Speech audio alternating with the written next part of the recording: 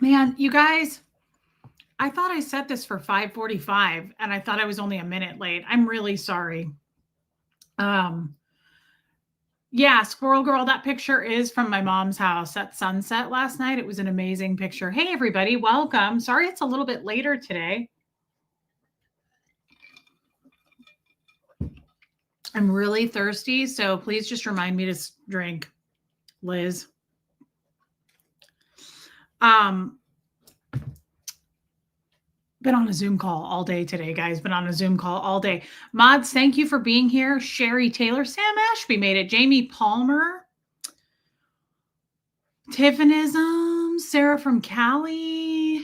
I love you, Liz Tricks. And is Treasure here? I just want Treasure to know that's her YouTube name. I'm thinking about her. Today's an anniversary for her, and she sent me a private email. If you're here, I just want you to know I'm thinking about you. Hey, Aline. Hey, Panda. Okay, I'm going back now. David Moreno is here. Kestrel made it. Kestrel, you're funny. Hey, West Coast Fancy Nancy, just as I am. Anne, love you, Panda. Thanks, Liz Tricks. Hey, DNV. Hey, Mandy Albert. Is today your birthday? It is your birthday. I wanted to say hi and thanks, Reese, for the birthday wish. I was like, that name just rang a bell for me. Happy birthday, guys. Tell Mandy happy birthday. She's heading out, but we love you, Mandy. And thanks for being here. I knew it was your birthday. After that long Zoom call, I'm like, I said happy birthday to her. Marie Marion, Rhonda McNeil. We are, Sophia. Rain Virus. Ooh, you have a headache? That sucks, girl. Drink some water. Carrie Wilson, Robin Miners. Way to dress up a tea. Thanks for noticing, Robin Miners. Dang, girl. Well, I washed my hair today, and that was quite a task. I also tried a new razor that's all metal I got on Amazon. And by the way, this is itching so bad, and it's starting to get dots right here. Like, not on the tattoo. Like, it's like all red and irritated around the tattoo, and it itches. Just thought I'd share that. Thank you for, yeah, girls, we can dress up just a tee, just a plain white tee. Yes, we can. Hey, Angie, Sam Ashby, that's adorable. Don Davies, Jane Aldrich. Hey, Melissa, you were hilarious yesterday, Melissa. Angie Moe, Kim is blue. Critters Creations also has a migraine. This is no good, guys. This is no good. Drink some water, babe. Olga, say hello to your cute husband. Llama Lisa is here. Wanda made it. I know. I was just thinking I'm kind of hot. Hey, Humberflube. Yes, he doesn't have his headphones in. Can you turn down the air a notch, please? No, turn it down so it's one notch cooler. Thank you so much, Scoodly Dee. Puka Vista made it. Alana, I love that you're here again. Alana, I missed you for a long time, and now I'm seeing you. A long Zoom? Well, Liz, I have about 6-hour Zooms daily now with my other job. Cheryl Nasco, but nothing compared to what we do, Liz. Don't get upset. Nothing compared. Hey, Just Joan, Sarah Thompson, TMJ Payne. What is going on? Is it the weather? You know, Angie, what's weird is it hasn't rained here, but I got all kinds of things on my phone today that was like, lightning was spotted 2 miles from your house. And I was like, how do you know where I live, B? Maybe that's what your TMJ is from. Jamie Palmer, I'm glad you made it. I hope your boyfriend's cat is, I know it sounds like it's not going to do better, but I hope that it's okay. Kind of like a Finn hospice situation. I get it. Kestrel, I'm looking at you too. Renee B made it. No, I haven't thought of putting a warm compress on my tattoo. I'd like to put ice on the damn thing. It's hot. Great picture, Sam Ashby. It's really hot. Like it's burning and it's itchy. Thanks, Diana H. I was working a lot of nights. I knew you were, Alana. I'm just glad that you're here. I really enjoy it when you make it. It rained for a few seconds earlier. Seconds? Well, that's ridiculous. How do our phones know that? She said it to me all day. I was in the shower and it freaked me out. I was just like really into what I was doing and I was trying my new razor and I just almost slipped and died because some crazy lady voice was like, lightning was spotted 1.4 miles from where you are. And I was like, don't ever do that to me again. That would be the worst way to go, by the way. Hey, Audra in Denver. That's cute, Olga. Um, can you imagine? And nobody would know that's why I slipped and died, by the way. Only I would know that with the Lord. Like people would be like, we don't know what happened. She's taken showers her whole life and she just slipped and died. And we had to find her here with her football hanging out and her cooter half shaved because I was trying my new razor. Can you imagine? What a horrible way to go. All because some stupid app was like, lightning was near your house. Hey, Catherine B., that picture of you is so cute that you posted today. Robin W., I love you, girl. Um, Someone somewhere is always watching and listening to you. That's so true. That's so true and terrifying. Absolutely terrifying, Just Joan. But thanks for reminding us. You probably have your GPS on. If your GPS is on, it knows where you are. Okay, well, that's not uncomfortable at all. I'm totally comfortable with that. It's some razor that I got that's all metal. Like there's no plastic to it. We're really trying to reduce our plastics, guys. Do what you can, okay? Don't use water bottles. Use these and then drop them on the ground and crack them, and then they chip, and then they don't stand upright. Check your razor. Try not to be plastic. Don't use tampons, right? Like I just put the cup inside, Makoot. The only thing I am using that's plastic is K-cups. I do use K-cups, and that's a problem. It's a serious. Speaking of, hey, Pat Jonas. Yeah, rain virus. Schools in the US don't have uniforms. Some of them do. Some private schools do. Under the radars are watching too. Kim is Blue, do you think that that's true? Do you think they're watching on this channel? Although I will say this. I know that that's true for the individual. Hey, MLG Gamer, the individual that we were helping when I was on at the board of the SPTV Foundation. That person said, I watched you the most. That person said that about me. They said, I watched you the most because you made me feel the safest. I watched your channel. So what's a K-cup? It's a cup that you use for a Keurig machine and you smash the cup in and it brews a cup of coffee. Yeah, West Coast Fancy Nancy. I totally think under the radars are watching. I know there are, Kim is Blue. I've just never found one that I liked. Your school tights are itchy. I get that. It gets that way for me if I don't shave my legs and then my leg hair pulls into my pants and then it itches really bad. So it's kind of the same thing. Do you guys think that? That's an interesting topic all on its own. I know, Hope. By the way, hi, Hope.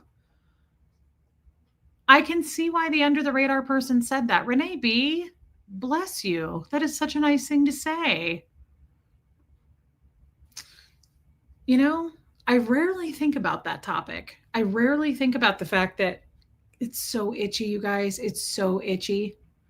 I rarely think about the fact that an under the radar Scientologist such as myself could be watching. No, Audra in Denver, you're close though. I have my period cup, girl. K-cup, not the same thing as a period cup. Looks kind of similar though. Looks similar. So you take this little bendy cup. It's like this, and it's bendy and it's silicone, and you smash it and fold it up and you shove it inside your ham wallet hole, and you shove it in there, and it's all like, what am I doing in here? It's dark. And then it goes like it opens up. It's crazy. Like it inflates, deflates. Hey, Lumen. It's really wild though. I love that thing because one, we're saving, love you, Robin W. Don't think I don't, girl. It's saving our environment, right? But two, Audra in Denver, do you like expands? Thank you, Kim is Blue. Sometimes I don't have the words. But number two, if you like true crime, Audra in Denver, if you like Dexter, my favorite thing is also serial killers. So whenever I go to take my cup out, when it's day 1 or 2, hey, Nicola, you pull it out, you pull that thing out in the shower and you hold it like this. And then you go like this, whoosh, and it goes, whew, and it looks like an episode of Dexter. It's wild. It's so crazy. And then you imagine for a minute, you're like, who would I murder if this was real?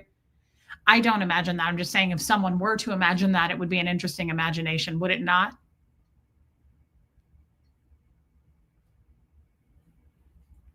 So then I look down and there's blood everywhere and it flies onto your toes and it splashes onto the sides and now this is if you're a heavy bleeder such as myself. Hey Mimi, I'm not sure if I could, yeah, aloe. I'm just been putting what was it, lotion, puts the lotion on its skin. Tampons are much better, Viggy Cat. They're not for me because I am a heavy bleeder. So tampons leak. Like I fill up 2 supers an hour in my first 2 days. So on this thing, another thing that happens in my first day, it gets so full that I'll go, or I'll go, and my cup literally runneth over. My cup goes inside the cooter hole, up inside the panty hamster. It goes over the cup, runneth over. Hey, old Charlie. And I go, oh my God, excuse me, on my Zoom call. And I get up and I walk with my legs all crazy.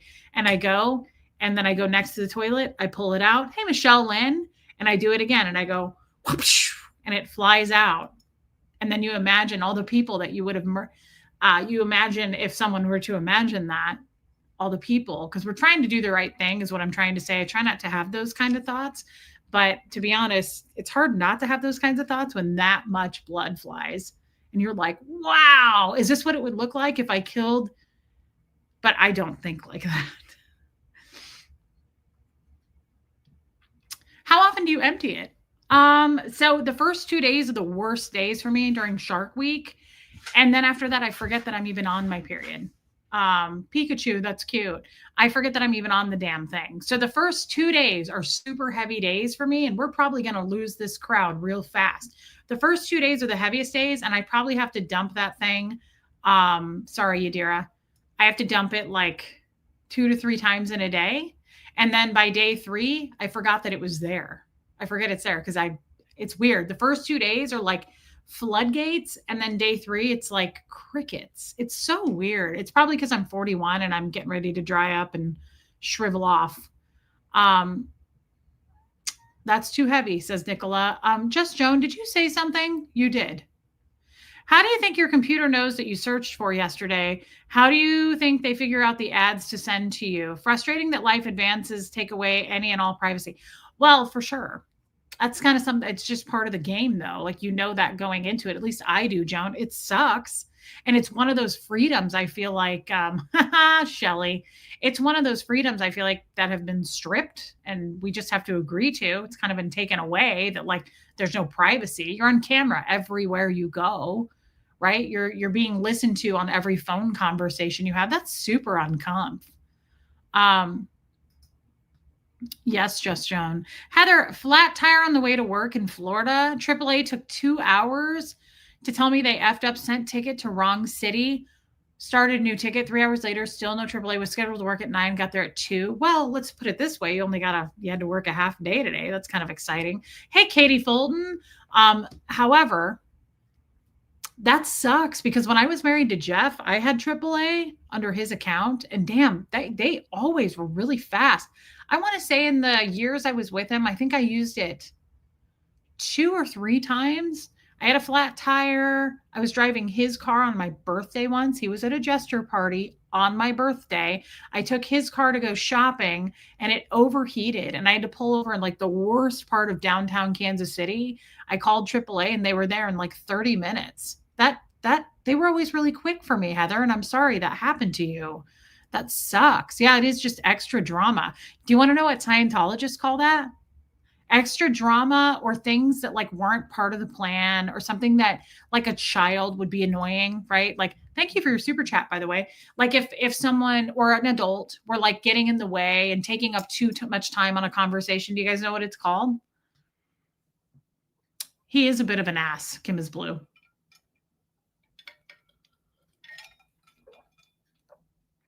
That's cute, Heather.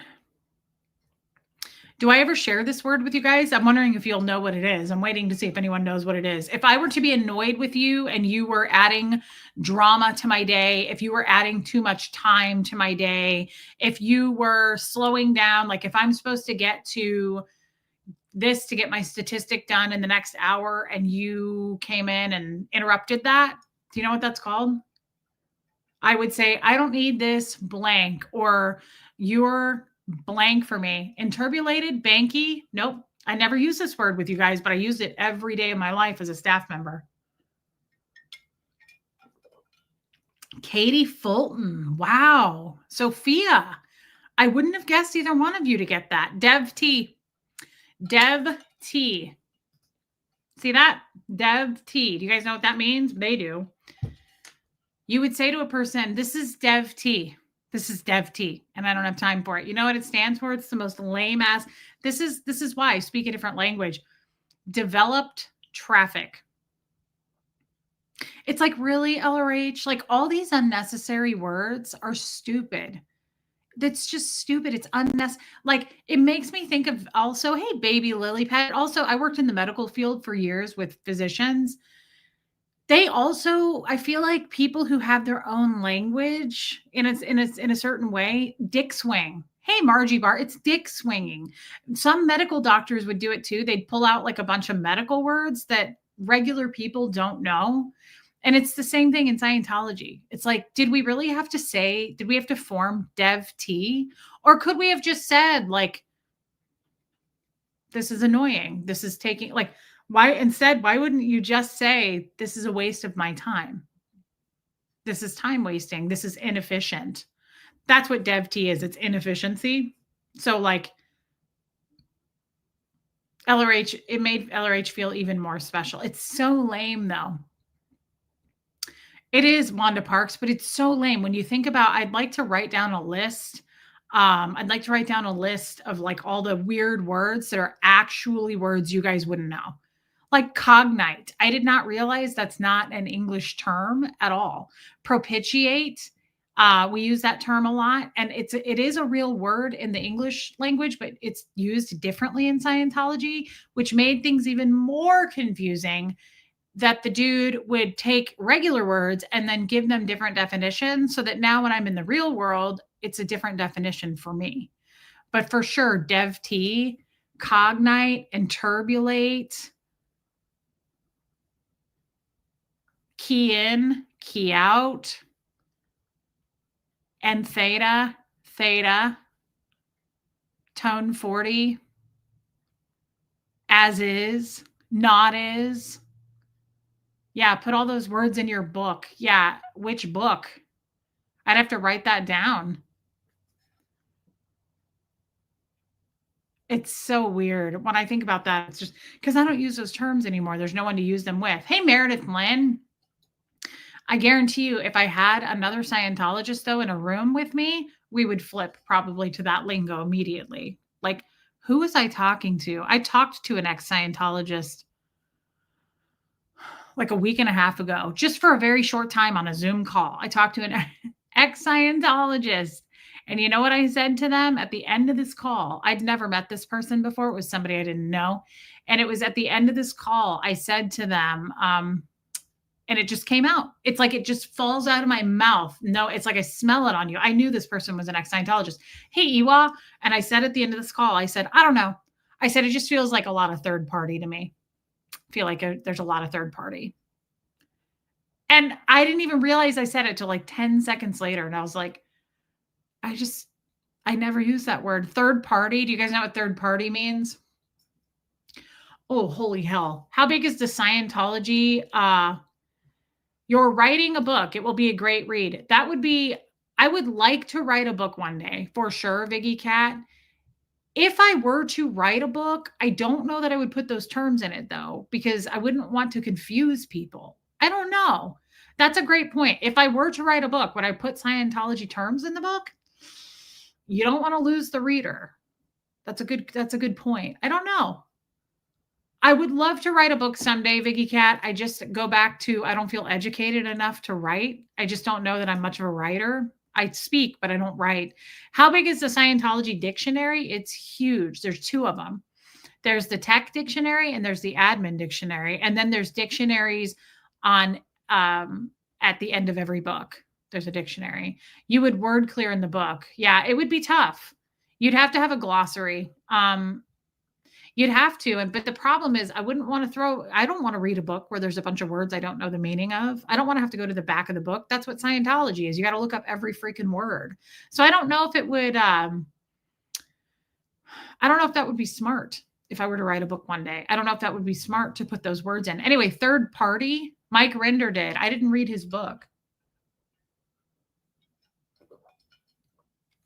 Yeah, West Coast Fancy Nancy. That makes sense. Third party means when you have two people or more, you could have a group of people, you could have a country full of people. But third party simply means that's what LRH says has caused all war in this world was third party. There's a third party. Hey, Peggy Collins. So if there's two friends and you've got, or three friends and you've got one behind the scenes, like talking, gossiping to the other, hating that person, and then you get the other friend to kind of wonder about that. But then those two people start fighting, and that person who started it all is behind the scenes.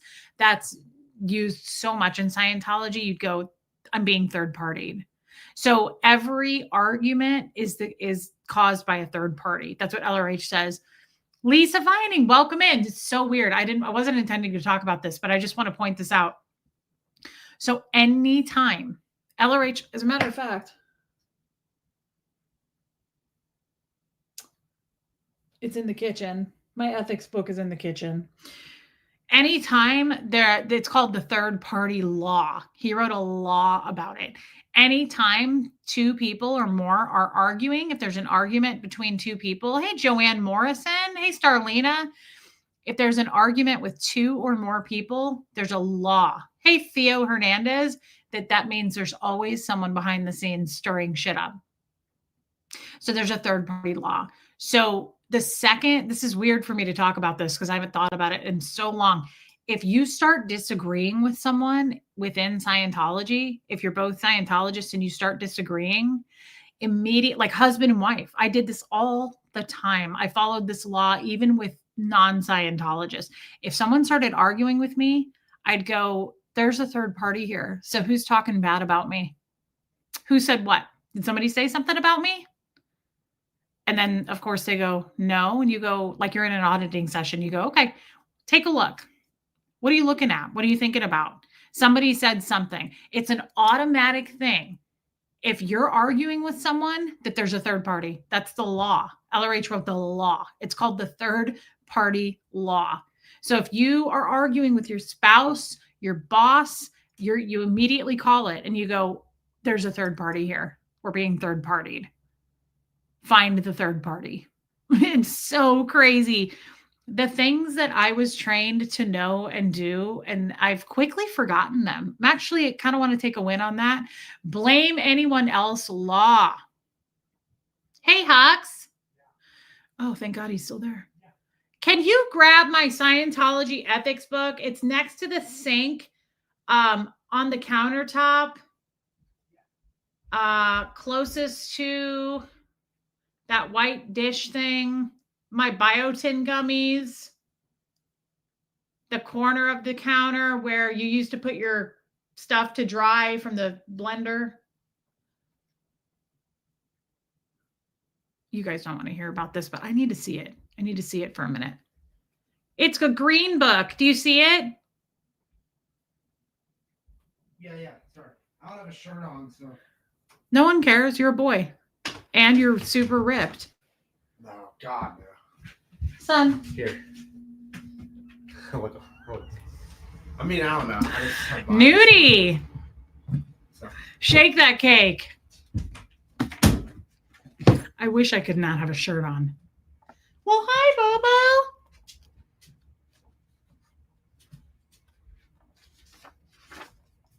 One moment, please. I just have to know. To blame anyone else law. Oh, he's a good person. Oh, he's so friendly and he's smiley. He listens to your stories. Do you look at that book often? Yeah, I do. Not often, but I look at it. Huxley. He's funny, folks. He's funny. He's here all night.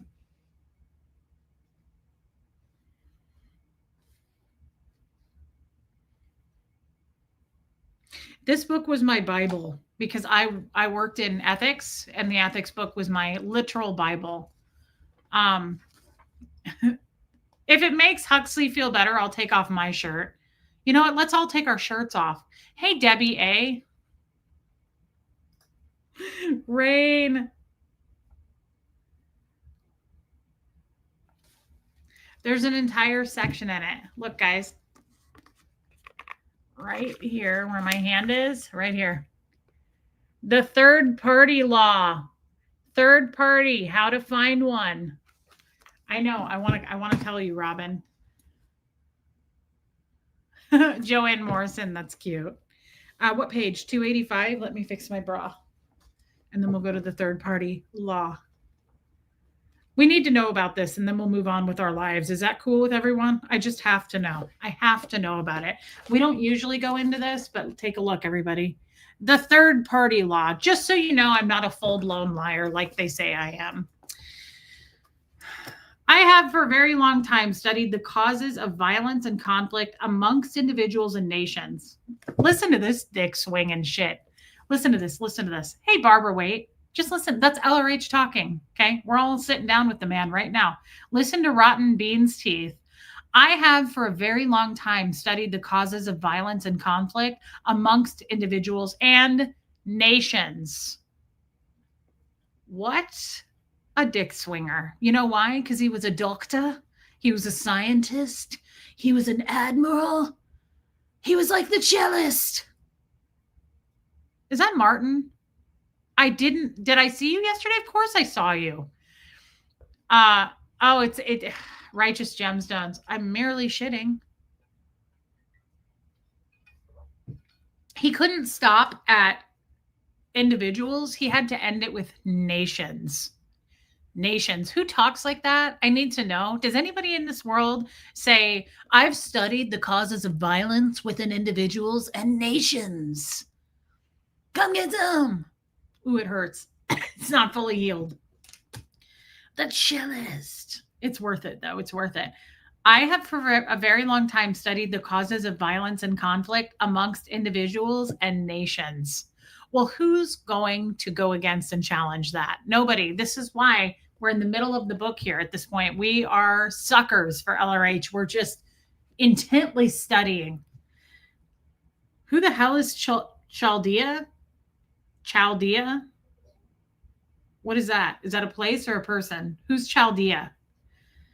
If Chaldea could vanish, if Babylon could turn to dust, if Egypt could become a badlands, if Sicily could have 160 prosperous cities and be a looted ruin before the year zero and a near desert ever since, and all this in spite of all the work and wisdom and good wishes and intent of human beings, then it must follow as the dark follows.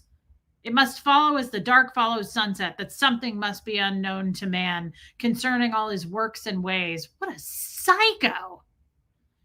And that is something must be so deadly and so pervasive as to destroy all his ambitions and his chances long before their time.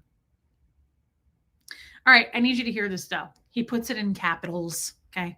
The third party law would seem to be a third party must be present and unknown in every quarrel for a conflict to exist. Guys, I followed this my whole life. If there was any type of quarrel or conflict, there's a third party. Or it seems to be there's 3 third party laws. You know, why just have one when you could have 3? Or for a quarrel to occur, an unknown third party must be active in producing it between 2 potential opponents.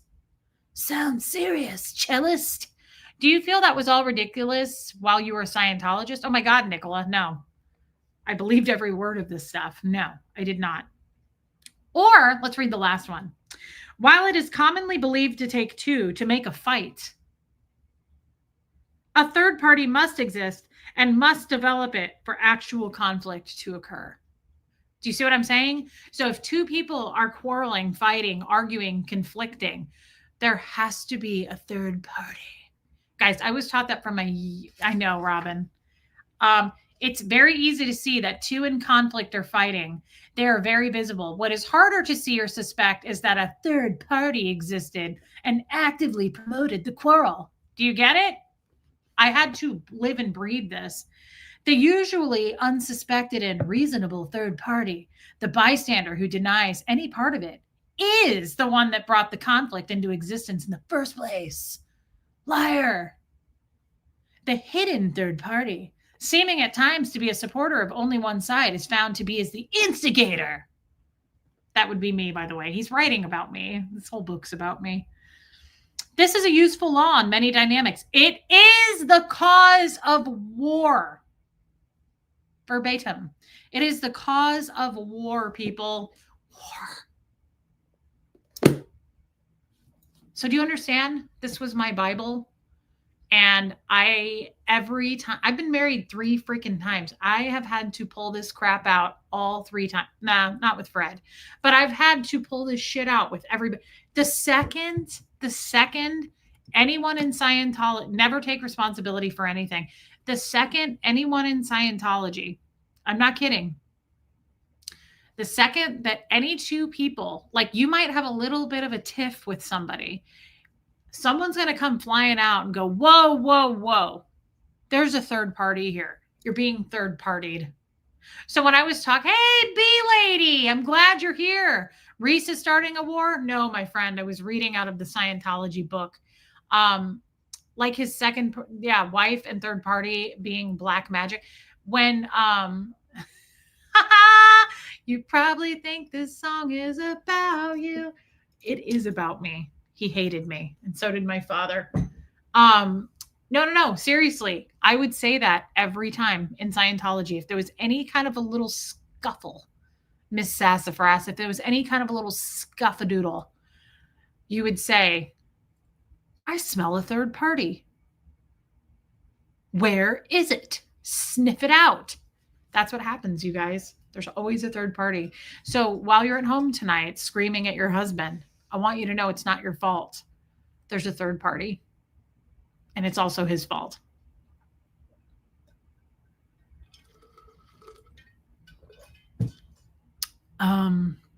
Yeah. Donna Cooper, I'm glad you're here. So that's that. What was I saying? Oh, so I was talking to the third party law.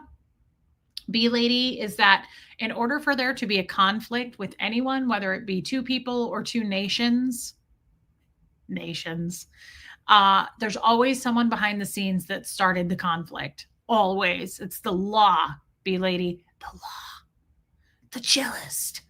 That side-eye was on point. Lisa Kelson, I'm really good at side-eye. Oh my God, Renee B. That's our new saying. I forgot. Thanks for reminding me, everybody. There's evil afoot. So whenever you don't know what to say, and you're out in the world and you're uncomfortable, and let's say that you're at work on a Zoom call and you check out for a minute and you're looking at your phone and they look at you and go, Reese, what's your input on this? What's your input? If you don't know what to say because you weren't paying attention, Wendy R., you had a nap? Good for you, girl. I vacuumed today. All you do, like if you're at the grocery store and things start to get awkward and people are saying too many things and you want them to just not say other words, if you're on a professional Zoom call and you just checked out for a minute, you don't know what to do, just say those words. Just go, Dan, I think there's evil afoot. And then they're going to be so scared of you that they won't call on you ever again. Like that's a win-win type situation. Just say, when they go, Reese, what's your input on that? Just go, my input? There's evil afoot. And quite possibly a third party. And then they're going to go on to the next person. And most likely they're going to not send you a Zoom link ever again. Or just do it at the store, do it at the library, do it at a sex club, right? Because we all go to those too. I mean, I've been to my fair share. There aren't any in the country. Barbara Wade, I love it. Afoot, there's evil afoot, and a third party. I think we need to go test this out in the field. I think we need to go out and go live. I love that Muffet Lou's going to use whoa, whoa, whoa next time I'm verbally confronted. That's all you have to do. Just quote me. Just say, that's what I need to write a book about. Just Reese quotes, just things you can use out in the wild. Whoa, whoa, whoa. Oh my God, let's combine it. I like that even more.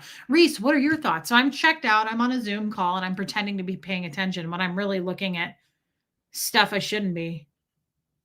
And then someone's going to go, Reese, what do you think? And I'm going to go, what's that, Dan? And then you just go, whoa, whoa, whoa here. There's evil afoot. That's what I think. And there's a third party.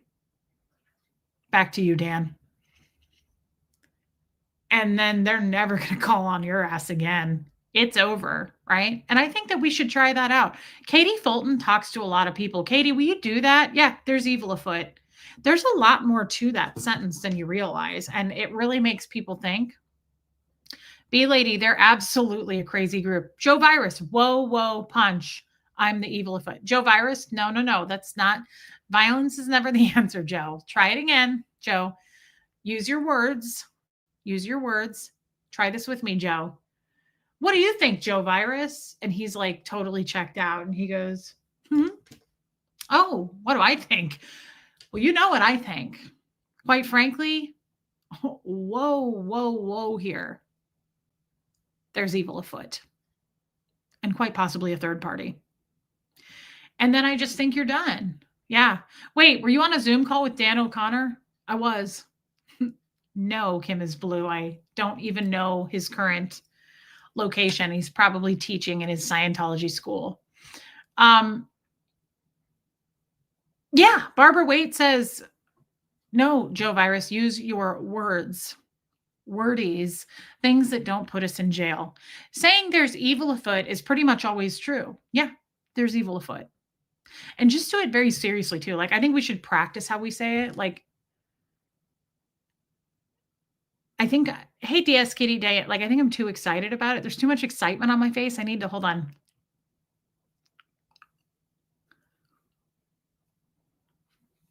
Get your TRs in, Reese. TR face. There's evil afoot. I can't do it. I can't do it. I think it's not appropriate to do it with that face. I think it has to be a little bit of a smirk. I think you have to. Although if it's a serious conversation, you don't want to do that. So yeah, let's make it serious. Hey, Nana Mel. Hold on. Oh, you know what I think. There's evil afoot. Chica Cherry Cola. I am so glad to see you. I never get to see you anymore. How are you, little babelet? There's evil afoot. Okay, we're wasting time here, and I can't believe there's still people on this stream. Like, I have wasted everyone's time. Oh, that, okay, this is pretty good. I was actually going to ask the crowd for other weird-ass things to say. Wendy, there's a glitch in the Matrix. Although the Matrix is too much. I think we have to back that off because then they're going to know that you're not being real. I think you have to say, you could just say, there seems to be a glitch and I'd like to know more. You know, put it back on them. I think this would be so much fun. Hey, Joanne Hawley, to just have some random ass thing to say. Hope Between the Dreams, what's your fashion question? I'm happy to answer a fashion question. The Matrix is real, yeah. There seems to be a glitch, and I want answers.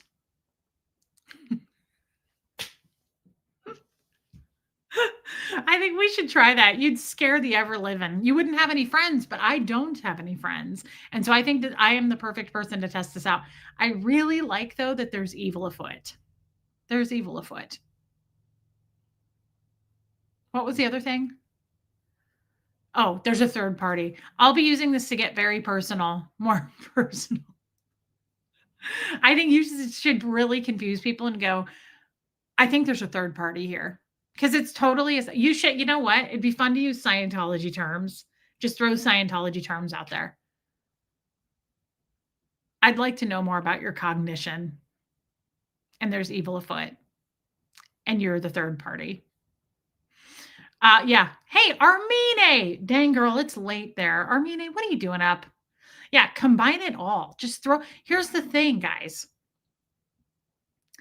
Hey, lady, look at all your friends here in your chat. I have tons of friends. B lady, tons. They're always here. What is the third party? The third party is the person that's causing conflict. There's always a person. It's a law in Scientology. If there's a conflict, there's a third party. There's a person, right? That's causing shit. Hey, whine a little bit more. Shannon's journey. Yeah, Katie. DS Kitty, I have no clue what we're talking about. Will it help if I start at the beginning? Probably not. It never does it, DS Kitty? Have you ever found help at the beginning of one of these streams? You haven't. But thanks for being a member. And honestly, I just want you to remember that there's probably evil afoot. DS Kitty Diane. DS Kitty, we don't even know. We don't even know what we're saying. We're just being silly. Silly Willy. I can't resist your voice and have to see you before going to bed. I love Armine, and I love her sweet little teddy bear ears. Hey, no one. If you need a designated third party, you can use my name. I get blamed for everything around my house. Pamela, welcome in. Scientology doesn't make sense. So that's actually, I did have a topic today, but we're just being silly. There you go, Marie Marion. No, starting at the beginning will never help. There's really no solution to these streams. Lisa Kelson, thank you for saying that. Yesterday's stream could not have been more odd. Hope between the dreams. What to wear? Where? Where are you going?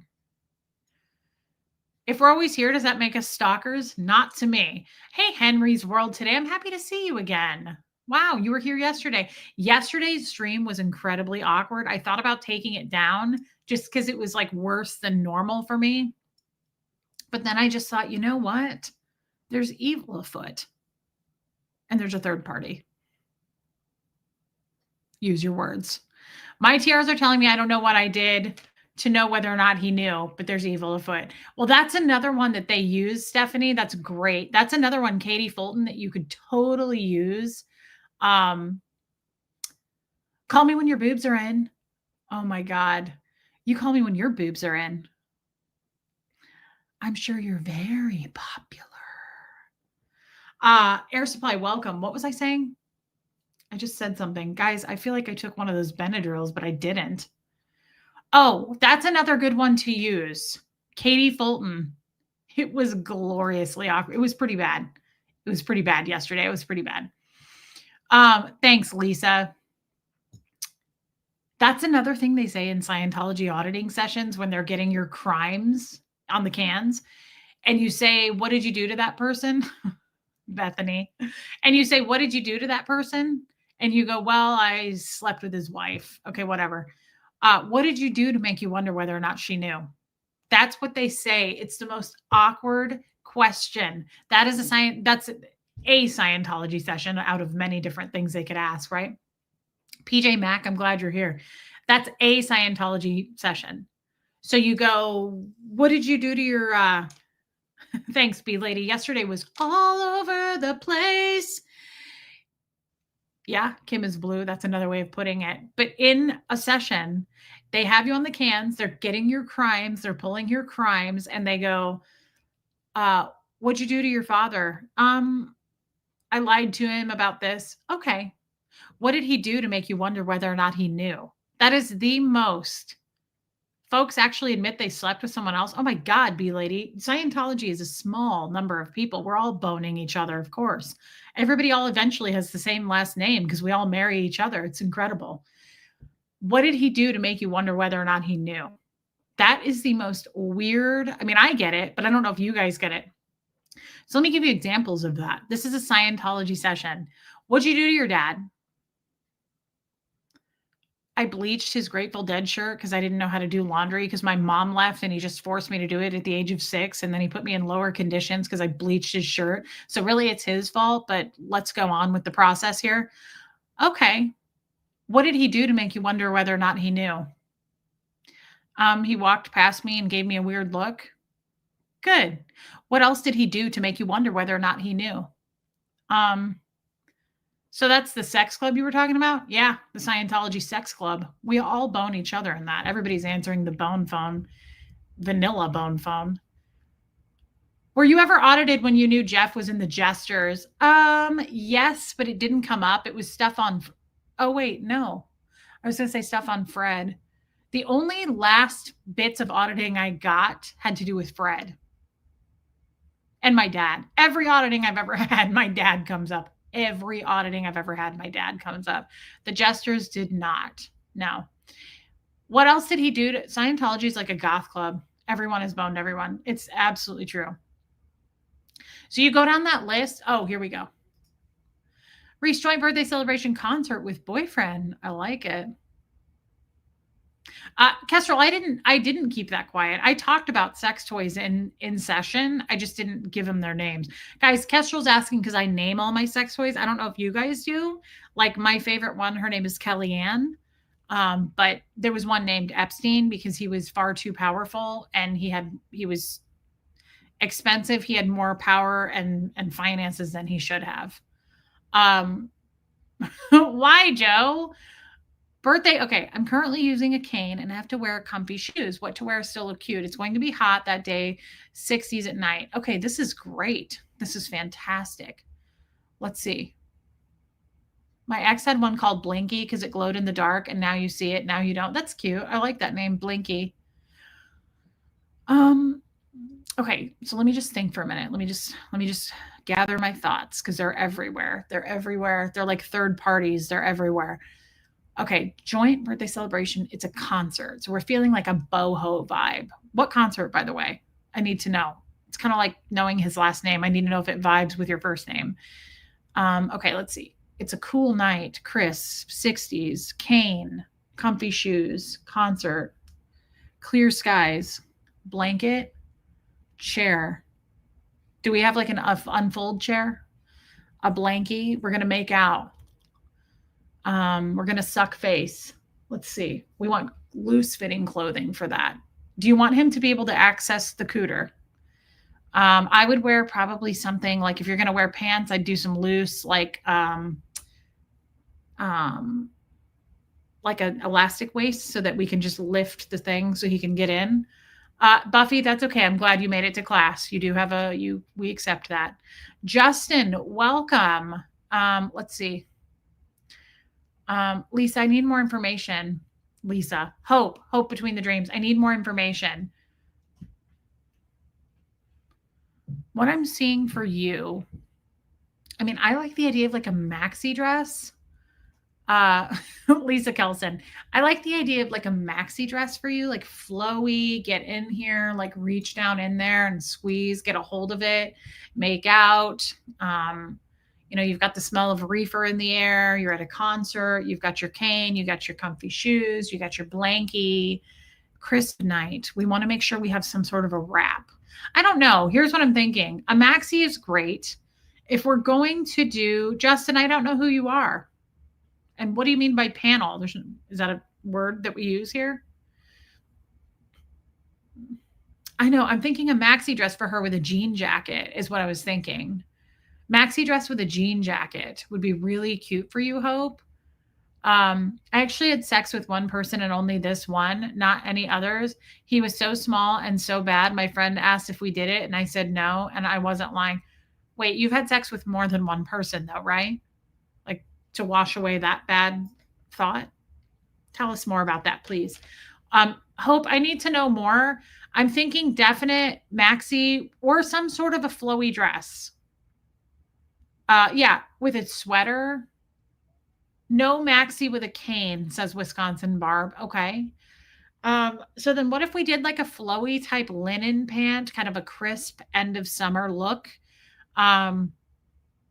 We don't know what we're talking about, honestly, Buffy. I have no idea. This is another awkward stream that we've hit. We're in an awkward. Yeah, a dress is good. Okay, Wisconsin Barb, can she do a flowy pant? Like I'm thinking a flowy pant with a very relaxed, cute, like cuffed tee, or like a tee like this that's got like a fun little cap sleeve.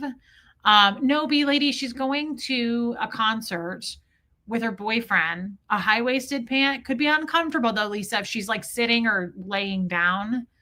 A vintage tee, yeah, totally. No underwear. Wow. Yeah, a flowy pant, Lisa, with a cute tank or tee would be great. I'm thinking like a flowy pant with like a cute French tucked tee, so tuck in the front. Long floaty skirt. Well, Sam, I thought that too, but if she has a cane, it can't get in the way of her cane. I don't know what type of concert, B lady. I asked too. Hey, Linda Garden lady. That's a great idea. A flowy pant with a graphic tee, Rain, or just a pair of jeans. A pair of jeans with a graphic tee would be super cute. And then bring a little sweater, bring a little jacket, tie it around your waist. Do what you have to do. Go write a book, girl. Get out there and be somebody. That's what we're trying to do here. Oh, a puff sleeve and a pop of red. Renee B knows me. She gets me every time. What about a short skirt with Uggs and a duster? Uggs are adorable with a short skirt as long as it's like I have a pair of Uggs that are like a platform slippy. That would be cute for this time of year. I agree. The 60 degrees at night, but you don't want it during the day. We don't want her to be too hot, and she needs comfy shoes. So like I'm thinking if she's going to be doing a lot of walking, I don't like my Uggs for a lot of walking, although I did walk the dogs in them once. Here's what I'm thinking. Let's do a really cute comfy sneak. Okay? You can do anything with a sneak. Where did she go, by the way? She's gone. We're coming up with all these ideas and she left us. Hope, where are you?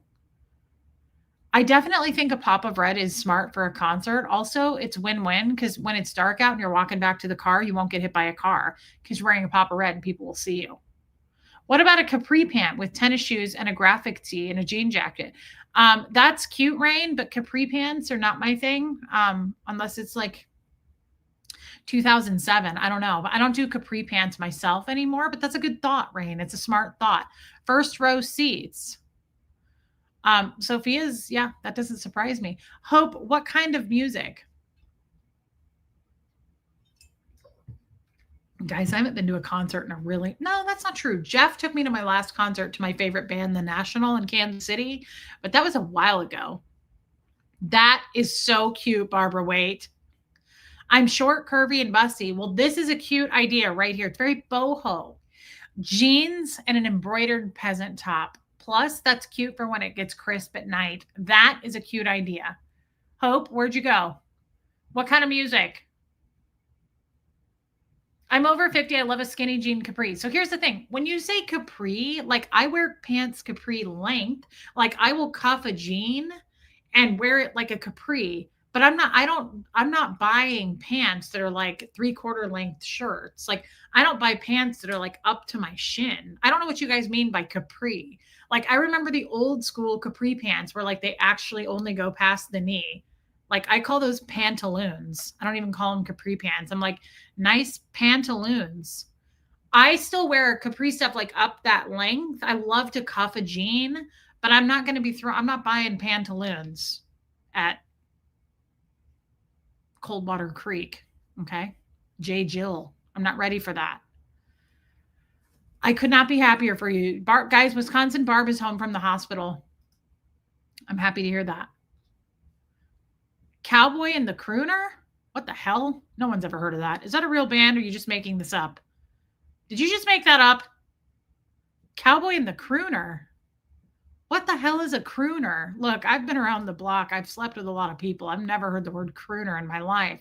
What does that mean? Capri or 3/4 length. Yeah, I can't do that. Those are called pantaloons for me. My cane is carved vintage wood. All right. Old school. Retro. Lisa Kelson, do you have 3/4 length pantaloons? I like pantaloons. Mostly I cover my huge, like capri is ankle length. That's how I see it too. What the fuck is a crooner? Oh, a good singer? I have never heard that word in my life. It sounds like a gangster word. Oh, I'm thinking cronies. Let's move on. There's a lot happening here, and I can't believe there's 200 people in here. I feel bad for them. This is horrible content. This is really bad. Look, Hope, I did the best I could with what I had. Capri better be ankle length, guys. Like, no, we're not buying capris anymore. I'm not, that's not, that's no, it's never, it's those, that's not, no. Oh, well, I forgot about the fact that I have Chihuahua legs. Okay, maybe they're ankle length on you. I'm 5'9".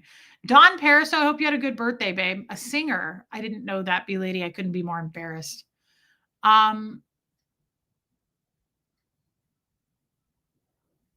hmm. I didn't think about this. So I guess if you have a giraffe legs like Alana, um, clam diggers in your day, I need a card. Yeah, yeah. If you are Alana walking around in the safari like a giraffe, then that makes sense that your capris would be actual capris. I cuff a jean. Renee B, I like to cuff a jean personally, and I like to show the ankle, but I can tell you gaucho pants. Who had a pair of those? I forgot about gaucho pants. That is incredibly embarrassing. Thanks for not forgetting on my birthday. Of course not, Dawn. I remembered it even after your birthday. I remembered it today. Holy, does anybody have any photos of themselves in gaucho pants? If you do, I suggest burning that. That's embarrassing. And if anybody gets a hold of it, they could blackmail you for a lot of money. Like if I was in a photo with gaucho pants, I would pay everything I possibly had. I would, oh, God, I had one pair of those, and even worse, they were brown. They were shit brown, like stretchy gaucho. Now, to be fair, I bought them when I was pregnant. So I wore them because sometimes when you get as fat as I did when you're pregnant, you're delivering a 10 pound 4 ounce baby. Guys, I couldn't even wear shoes. My feet were so swollen. It was awful. I was like a watermelon with legs. There was nothing I could do. So gaucho, oh, they're so embarrassing. I totally forgot about that. Oh man, who thought that was a good idea? Who thought gaucho pants was ever gonna what if that came back? I wouldn't talk to you. How do you like that? If gaucho pants come back and you guys all buy them, I'm gonna pretend you don't own a pair. Don't bring it up to me and don't send me any photos. I carried a watermelon. I had a particular topic tonight. What's a piazza? Piazza? What the hell is a piazza pant? Now you're just making this up. Rain, that seems made up. I'm short. Yeah, and capris fit me like regular pants. Me too. Me too. Because I didn't realize that. I figured everybody had chihuahua legs. I forgot that Alana has her giraffe legs. Hammer pants were a lot worse. Okay, now there's a thing there. I don't know. I don't know that I'm against that. Do you guys remember the palazzo pants? What were palazzo pants?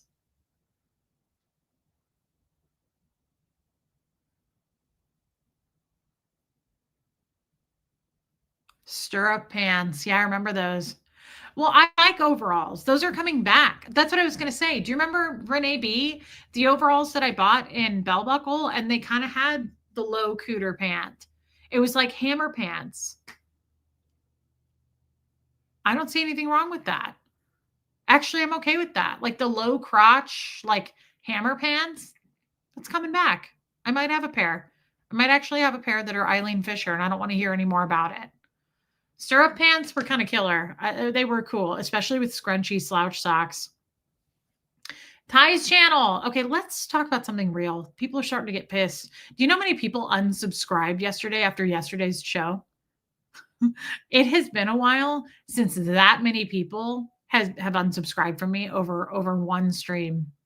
I don't know if it's because people do that because they think they're punishing you, but they still watch, which is weird. But like people will punish you, I find, and they're like, I'm going to unsubscribe. I had a couple people reach out to me after yesterday's show and say, I'm unsubscribing from you. And I was like, can I put you through to my supervisor? What? I'm sorry, Reese is unavailable. What can I do for you? I really want to help. I'm here to help. Reese isn't here, but I'm here to help. How do you know how many folks leave? Oh, because I have a YouTube app on my phone that tells me every analytic. It tells me how many people leave in an hour. I lost like 28 subs yesterday after that stream. I laughed my ass off about it. Even after I went to bed last night, I woke up laughing. I lost more people. And then in the middle of the night, I got up to pee and I couldn't go back to sleep. And like 4 people messaged me privately and they were like, that stream really pissed me off and I'm angry with you and I'm unsubscribing. And they were like, your mods don't know what the fuck they're doing. And I'm sorry that you don't know what you're doing. And I'm unsubscribing. And I was like, hey, Cree Speaks. I was like, can I put you through to my manager? Please.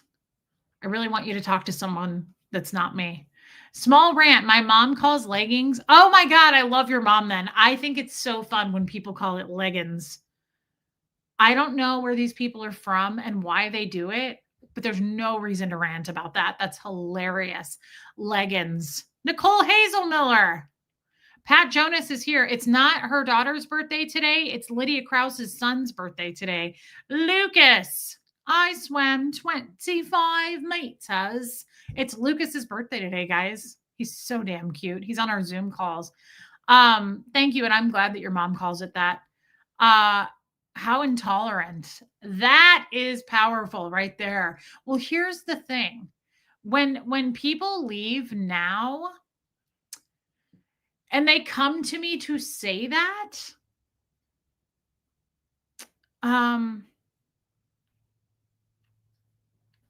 I mean, I responded to someone. Someone left me a comment. I don't ever do that. And I responded to someone on yesterday's stream, but I don't remember what I said because it was at 3 a.m. As a matter of fact, I should go check what I said to make sure that it's not something horrible. Hey, Charcoal Ninja, cute.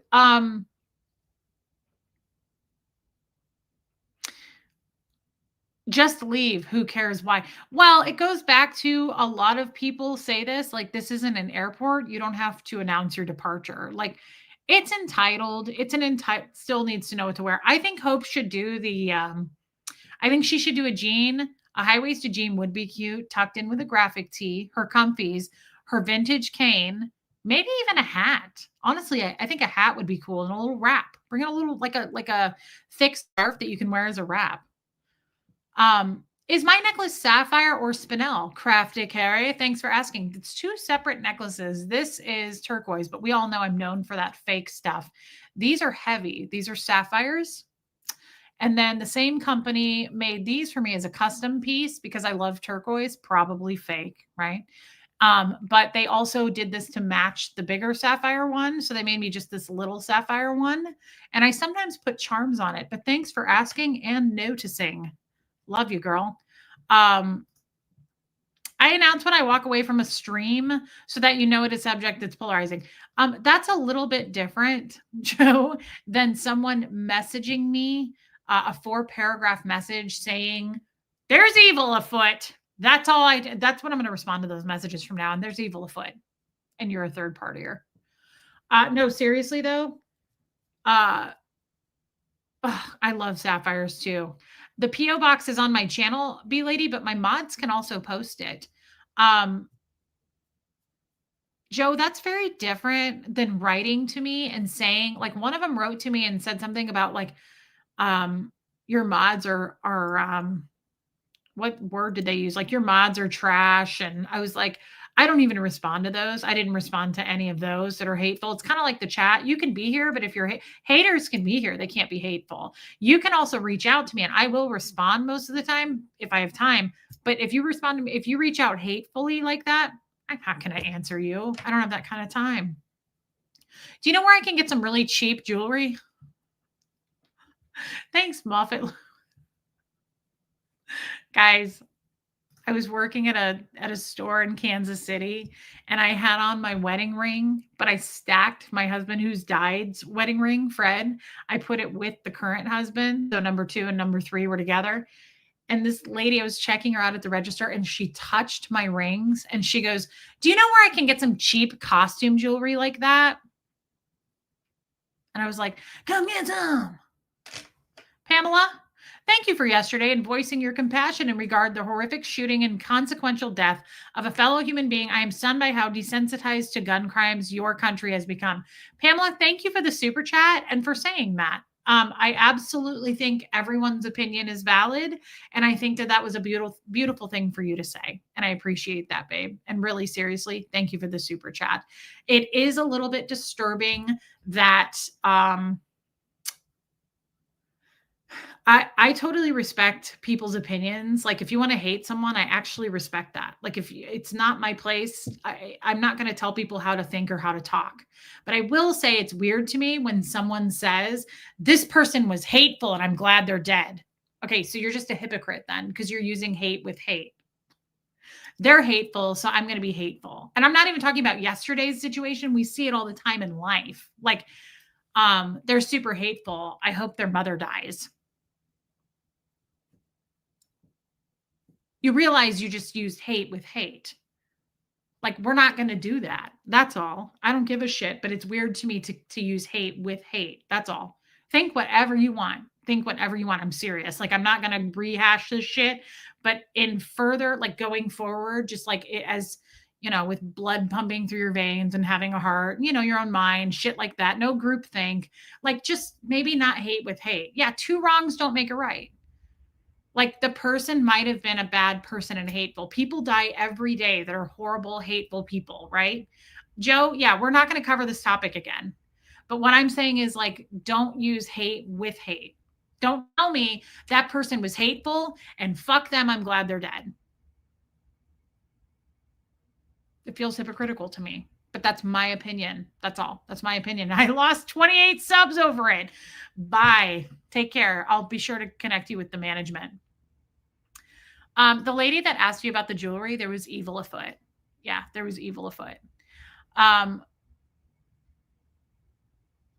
I was referencing the cheap ring comment. No, it's okay, guys. We're not going back to that. We're not going to rehash it. I'm not going to go there. This channel does not address politics. I can't believe that I talk about religion, but I do. But that's actually been okay because it's something I'm trying to learn about and discover, and it's not me bashing anybody's religion. Now, let's skip to the damn topic.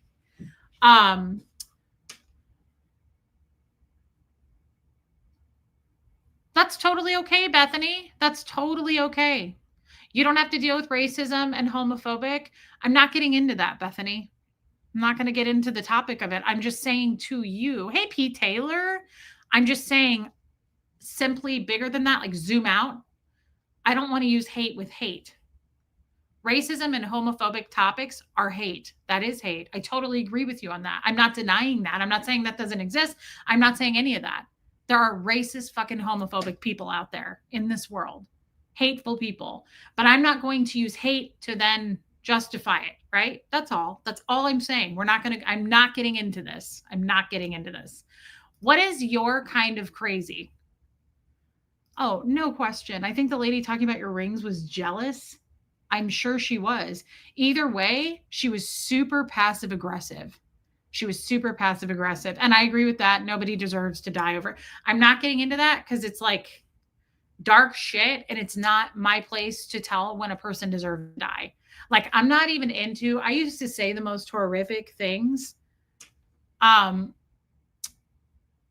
Scientology. As a Scientologist, I would say like, good, I hope they die. Like we would say shit like that all the time in Scientology. It's like all the time. Like, I hope they burn in hell. I hope they rot in hell. Shit like that. I never say that kind of stuff anymore. This has nothing to do with yesterday. That's just a separate thing on its own. Hey, Jane, like, remember when I did and I said this, and this is another super controversial thing, and I don't want to get into this, but I'm just using it as an example. The long con video, the whole reason I said I felt bad about that is because I feel like I played God. It's the same thing when you say, I hope they burn in hell. Like, that ain't up to me. That's not up to me. That's way above what I should be thinking about. I don't want to decide somebody's fate. Even my dad, the person who's done the worst harm to me in this world, I'm going to leave that up to God. That's beyond me. That's how I feel about the haters. When I think about the haters, I have a hard time praying for them. But what I do say is, like, God, you do what you think is right there. I would love to do a jewelry stream. That is no joke. I would do a jewelry stream, Crafty Carrie, but nobody gives a shit about it except you. Like, I would love to do a jewelry stream, but I don't feel like anybody cares. But I care. I love jewelry. You'd shit yourself if you saw my jewelry closet. I have so much jewelry. You have no idea. Thank you, Heather. I have so much jewelry. And I know what the haters are going to say. Like, that's because you're a gold digging whore. Yes, that might be true. But I've also been collecting jewelry as long as I can remember. I absolutely love jewelry so much. When I go into stores, that's the first thing I look for. I can't get enough jewelry. Guys, you would crap yourselves if you saw my jewelry. I have so much of it, and it's ridiculous because I keep buying it. Like, stop buying it, Reese. Every time I buy more jewelry, I'm like, stop buying it. Like, there aren't enough days in the year to wear the shit I have, but I love it so much. Jewelry makes me so happy. Um, Donna Cooper, yeah. I mean, it doesn't change the fact that, yes, I might be a gold digging whore, just a common street whore, because that's what they say about me. And I'm sure it's true. Like, I'm sure it's true, right? But that doesn't change the fact that I love sparkly sapphires. And I think it's perfectly okay to be a gold digging whore and love sparkly sapphires. Those things go hand in hand. So stop being a judgy individual about sapphires. You're stuck with me, Reese. When topics get triggering, I know you still love me if I quietly leave the chat. I always come back. I love you, and I love that about you. And Joe's the same way. There's a few people that are the same way. Guys, I don't love you any less. I don't hate anybody in here. You're not going to get me to hate. I don't hate. I'm not interested in hating. So it's okay to just have a difference of opinions and move the fuck on with your life, right? I'm going to move the fuck on with my life, with my opinions. And then I'm going to eat snacks, right? Pringles were fucking 2 for 1 at Publix. Don't think I don't have 2 jars of that shit in there, or barrels, or whatever you call them. Sleeves. It still doesn't feel right. Many people in the chat are interested. Would you guys really want to do a jewelry stream? Oh boy, do you want to know, Stephanie? You're not even going to believe me when I say this. You want to know? This is a secret I've kept before the days of YouTube. Nobody knows this. You want to know? I'm going to tell you right now. I don't like to share this information because I'm going to get hated. Oof. You want to know?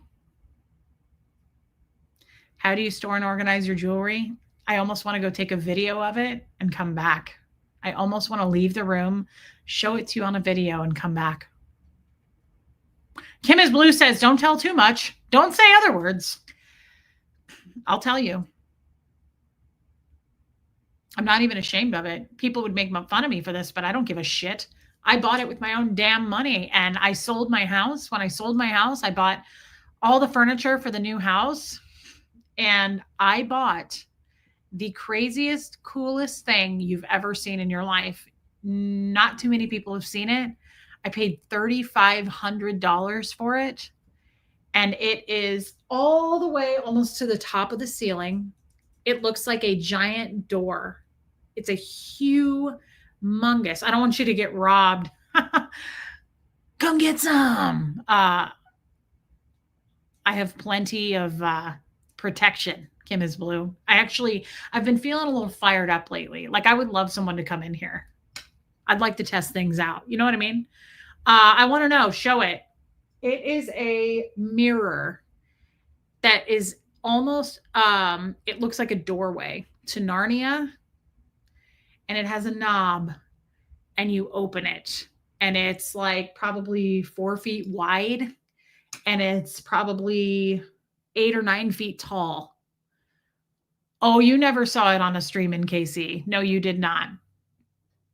And it opens like a door, and it has all of my jewelry in it. It's absolutely incredible. And even if someone robbed me, I don't put my nice stuff in there. My nice stuff is in a safe, but it's incredible. It's absolutely, it looks like a door to Narnia, and it was so expensive, and I saw it, and I had the money for it at the time because I just sold my house. It's insane. It's insane. And hey, Bridget, and I remember when I was moving, when I was getting divorced, Jeff, so the movers were coming, and Jeff was like, you're not taking that, are you? I was like, no, I want to leave that for you so you can put all of your jester jewels into it. Are you fucking kidding me? I paid for it, dude. Like, You didn't put a penny toward it. I bought it. Uh, go back to Buffy.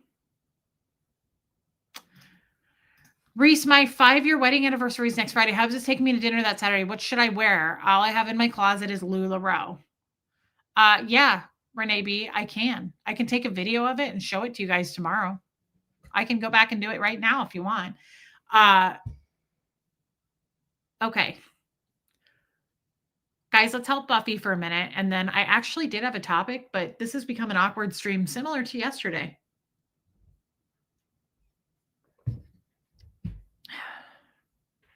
Sapphires are the stone of truth. I didn't know that. I like sapphires. Okay, so why did he want it? Oh, because he wanted everything. He was like, you're not taking that, are you? I was like, dude, I bought it.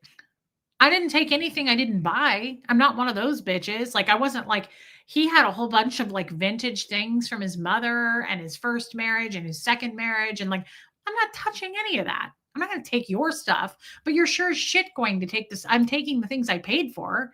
It wasn't like you bought half of it and I bought the other half. I paid for it. I bought it. I bought every piece of furniture in that house. That's true, Hope. So, Buffy, let me ask you this. I love that, Angie. Do you have any just solid LuLaRoe? Do you have any just solid LuLaRoe? Hold on, I have to blow my nose. Like a solid colored dress. Like LuLaRoe is a lot of prints. Do you have anything solid?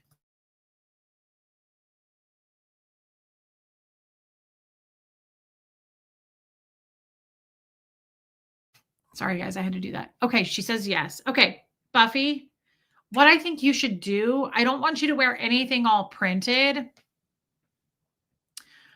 I thought you were that bitch. This bitch. I want you to wear something that's not printed. And then,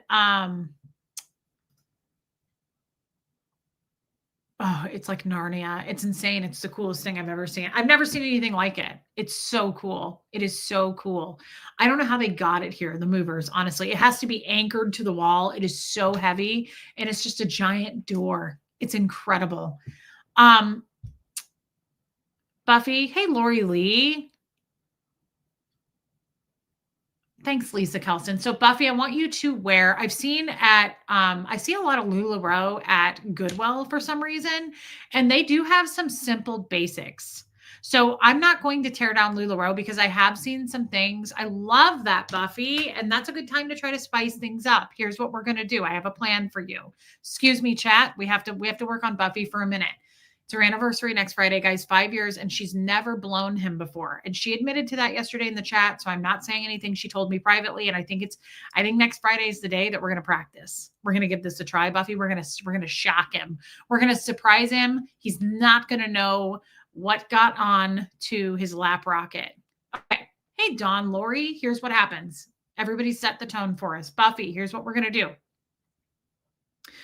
LuLaRoe has some cute basic dresses. Okay. Do you have a black? Do you have a basic black? I've seen the cuts of them where it's got like a little kind of a shorter sleeve. Yeah, Alana, don't choke though. It's a shorter sleeve and it's kind of like above the knee dress. I think it might even have pockets. Buffy, do we have this dress in your closet? Cute, Rain. Okay, the Amelia dress, maybe that's what it is. That's what no one just said. Buffy, do you have that in black or navy? I prefer black, but if you don't have black, do you have a navy? What solid color dress of LuLaRoe do we have to work with right now? Please, Buffy, please. The other thing I'm going to ask of you, you live in Washington State. Is it cool there already? The other thing I'm going to ask of you, Buffy, I thought Buffy was 19. No, see, she's actually like 25. Buffy, I need you to join the chat, girl. I need you to engage with me here. She's probably in her closet. Buffy, I want you to also wear a long. I did see that, Lori Lee. I did see that. Buffy, I want you to work with me here. We're also going to wear a long necklace. We're going to pair this dress with a long necklace. What I'm thinking is, would it be cute with a belt? Do you have a belt like a skinny belt that we could belt this with? She is in her closet. I had a feeling. All right, Buffy, I need you to pull out. I need you to do like a black dress. We're going to do a long necklace with it. And what's the temperature like there? I'm trying to think what kind of like a cute sandal. But if it's cold, I feel like you're a girl with a lot of flats. If I had to guess, you're probably a girl that has a lot of flats. I kind of feel that from you. I have a flat vibe from you that you own a lot of flats. You could do a pair of flats. I would do a cute little clutch. I would do like a really cute little clutch that you could carry without a strap so that like you're like using it as an accessory. So we're going to kind of like tuck it like this. Sometimes we're going to hold it like this. Okay. And I also think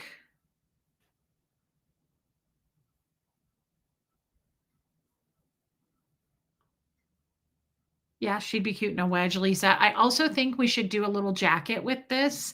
I personally would do a jean jacket because I think a jean jacket dolls up anything. I would love it if you did a pop of red, but if you don't have a pop of red, I would love a pop of color with this dress. I am not a fan of leggings, if you're Shelly Kelly's mom. I am not a fan of the legging with dresses. Okay, Buffy sent me a photo.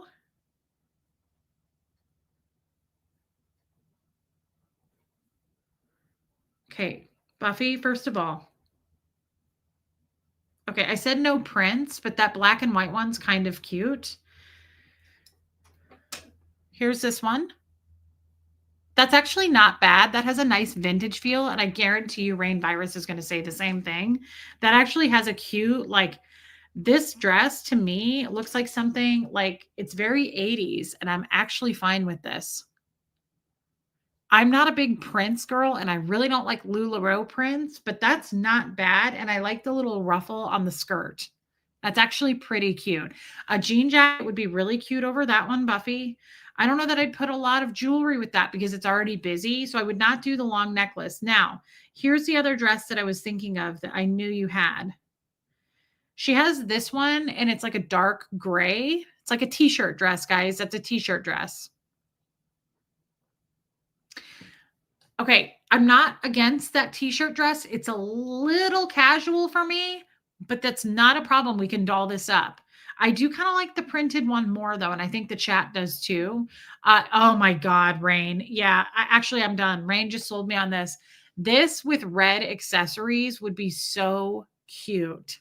Buffy, this would be so cute with a red accessory. You can dress up the t-shirt dress. It's just, if I had to choose, Rain, I like the print better. Yeah, the black and white with red would be so cute.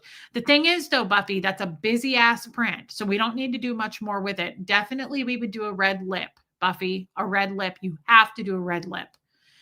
I would also do some pop of like, I really like the idea of like a red cuff or like red, those cheap ass red vintage bracelets I wear all the time. I got both of those for $5 at a vintage shop. But the print we have to, hey Kat, it's busy. So we don't want to add a lot of busyness to it. So we want to do a nice pop of red. I would do an earring. Do you wear gold or silver? I would do a simple earring with that. Just because the print is busy. So here's the thing. If you're going to add a bunch of shit to it, they're going to fight with each other. This is why I have a hard time with print. Like if you're going to do a lot of print, you can't do a lot else because it'll fight. It'll fight with it. So I would do a simple red, pop of red on that. Definitely a red lip. Yeah, a red bangle would be so cute with that. And a jean jacket and cuff the sleeve a little bit. I'm trying to think how I would want you to do your hair with that. You could do either one. You could put your hair in like a really cute, like tease up a pony. Like I'm looking at an 80s look for this outfit. And I think it's so cute. Like I would do like a cute high pony with that or wear your hair down. And then you got to have a jean jacket with that. I just think a jean jacket would be really cute. Oh my God. Alana, yeah, I agree. I have a really cute red flat. As a matter of fact, I sent this picture to my friend today. Like Buffy, like this. Look what I did. Here's a picture of me. This was at my mom's birthday. See what I did? So that's a print for me, and I don't like prints. Not a lot. And then I put it on and I'm like, actually, I do like a print. So see how I took this print? That's busy for me. That's very busy. See my pops of red? I did a red flat, a pointed toe flat. Buffy, channel this. Actually, this is exactly what I was thinking for you.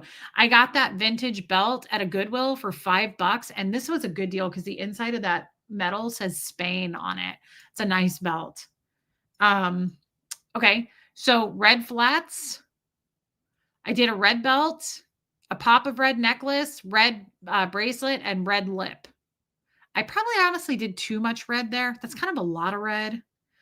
Hey, Maisie Shiloh, where you been? Watching true crime? Maisie, I haven't been wearing your grandma Edna's Afghan on my head, and I just want you to know that I'm improving. I think something like this, you don't have to belt that. Exactly, Rain. You don't have to belt that, but I like the idea of a red shoe, Buffy. Okay, Wendy. Love you, Jojo. And I like the idea of the red accessories. Buffy, I want to see more of that. I really want to see that about you. So let's step up to the plate here. Okay. Where's our friend that went to jury duty? I don't know. Linda. Hey, babe. That is cute. Buffy, I like this for you. I normally wouldn't say that. I don't love prints, especially a small print. And I like that.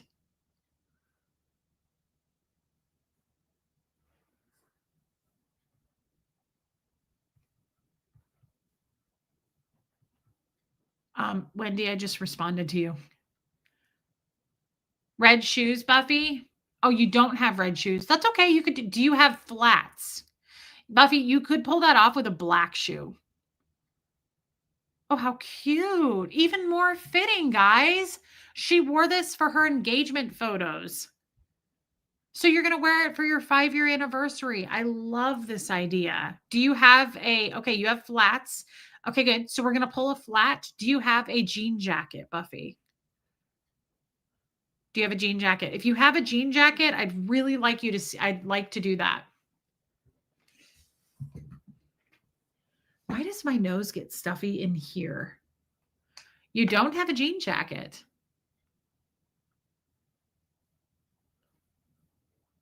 No, Maisie, don't start at the beginning. This is like yesterday's stream. It's stupid. It made no sense. Hold on, I have to blow my nose.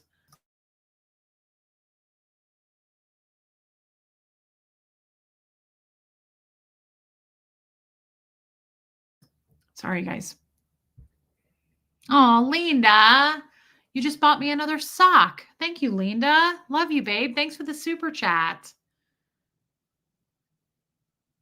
Okay, Wendy, that sounds good, babe. You don't wear makeup. That's okay. You don't have to wear makeup, girl. Do you have lipstick at all? Do you have a red lipstick? She doesn't drive, guys. So I was going to say run to like a pharmacy and get a red lip, but she doesn't drive. When are you going? Amazon. I really like this idea. Buffy, I do wish that you don't have to have a jean jacket, Buffy. Do you have some kind of a jacket? Like, do you have a black jacket? Do you have a black sweater? Like a cute little cropped sweater, like a cardi, like an open cardi? Yeah, we need to get Buffy a red lip stain. Tinted lip balm. Yeah, Shelly. I love these streams where we are just hanging out. Sherry Taylor, I'm glad one of you feels that way because I feel like this is awful and people are going to hate me. I lost 28 subs after yesterday's stream. I can only imagine today. To all those people who are going to leave, I love you all and take care. A red cardigan. Yes, Alana. I have a red LuLaRoe sweater. Yes. That's perfect. That's the pop of red you need. That's it. Wear a black flat. Guys, change your plans. That's okay. We're going to improvise here. A black flat, your red LuLaRoe sweater. Okay, I would just do a simple ear. Look at Maisie. Hey, Angie. Look at Angie right here. Angie. Look at Maisie Shiloh. Maisie Shiloh knows what's up. For those that weren't here the other day, no one in this chat is allowed to say awesome sauce. What was the other ones, guys? Awesome sauce. What was the other ones? Thank you, B Lady. Yeah, wear the red sweater. You could wear the red sweater draped over your shoulders. Cool Beans. Okay, Cool Beans doesn't trigger me terribly. Cool Beans. No, there was another one, guys. Or was it just the fact that we were talking about the Backstreet Boys and I got really pissed? Awesome sauce. Thank you for paying to play. So if you want to say any of those terms, if you want to say awesome sauce, you have to super chat me. Amaze balls. Thank you, Yadira. Jeez, I couldn't think of it. Okay, Buffy, if you're going to say amaze balls, you have to get the hell out. Like there are no extra chances. Awesome possum. Yeah, that's pretty bad. Kestrel, it's almost past that time, isn't it? Buffy, let's see. That would be cute. Now, it's longer than I wanted it to be, and that's okay. I'm still having nightmares over that crocheted pilgrim hat. Don't make me do it, Maisie. Don't do it, Maisie. Although this could be cute with my hair down.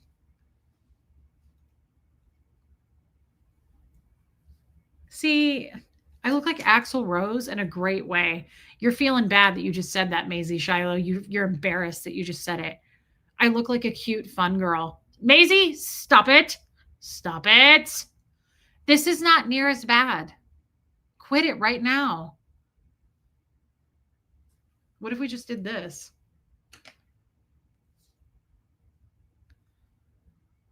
Hey, you.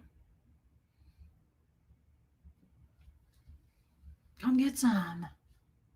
I'm telling you right now, some man would totally go with this, especially if I just added it like it's my hair. If I was just like, what scarf? What do you mean?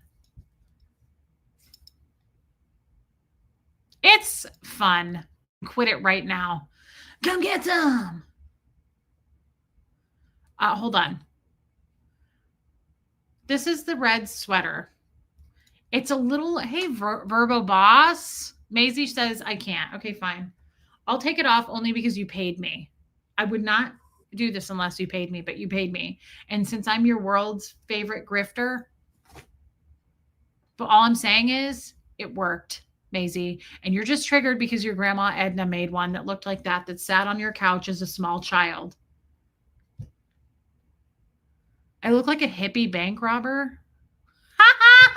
Put it over your mouth. Is that how bank robbers used to do it? Okay, I want to bust into Bon Jovi right now, and I can't because Shelly will yell at me. It's all the same. That's how I feel about every time I have sex with a different guy. Only the names will change. It's all the same. Okay, here's the thing. It's a little longer than I want. I know, Shelly.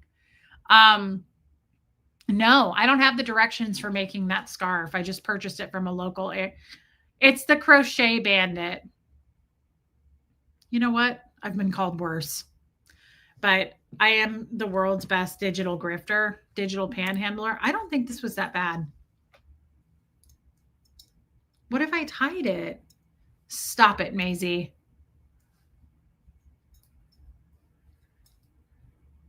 I'm a cowboy on a steel horse I ride. What if we pull it back a little bit? You're being rude right now. Shot to the heart, and you're to my bleed, bleed, bleed, bleed, bleed, bleed. Shelly, what if I bleed, bleed, bleed it? Could I do it then? I play my part, bleed, bleed, bleed, bleed, bleed. Come get some. Hold on. Let me look again for you, Buff. Let's see here, Buff. What do you got? Okay. See, I'm not against this, but here I kind of actually am against this. Shelly, stop it. Guys, what do we think of that?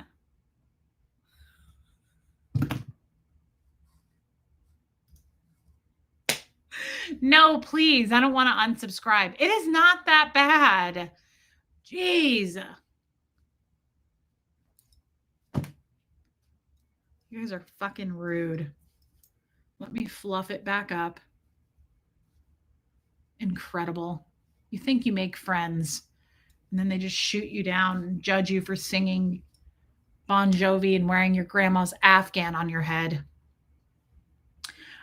Okay, I kind of like that, but I don't. I have to be honest. B Lady, I purchased it at a place in Bell Buckle, Tennessee called Sweet Strings. And yes, they had a lot more. And I might or might not have bought another one because I thought it was cool at the time. But now that I've been shamed to death by Maisie Shiloh, but I'm not going to not be her friend because she sent me a super chat. She did the right thing. Nothing beats Tommy's winter ear flap hat. I have that. It's over here, the John Deere one. He was cute in that. He looked really cute in that. Belt it. Oh. I play my part. Bleep, bleep, bleep, bleep, bleep. Okay. Sophia says belt that. Do you mean belt the whole thing? Because I'm not against the idea of actually putting a belt around the whole thing. Buffy, do we have a long skinny belt?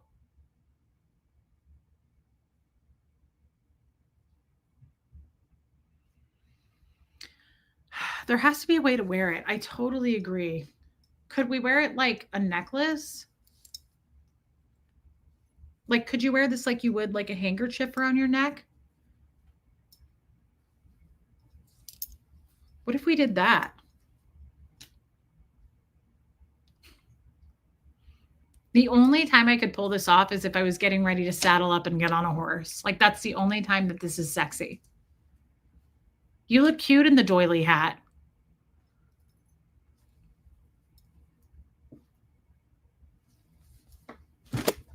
Forget it. Hold on. I don't have any belts. Okay, that's okay. Thank you, B Lady, for being a nice person. I actually not like it, says Melissa. Wait, you have 2 strawberry things, one for each? On your boob? Well, Katie Fulton, I don't have giant fake tits like you do. This is embarrassing. This would cover both boobs. What if I did that? What if I tied it like that and then I FaceTimed Tommy? Because we know Jeff's not going to answer the phone. I'm starting to lose it. Okay, this thing is bad luck. We have to get away from it. Can I see the dress alone? Maisie Shiloh, it's actually really cute.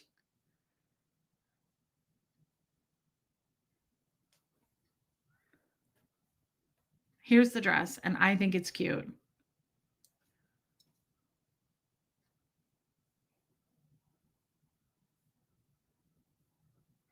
I think it's cute.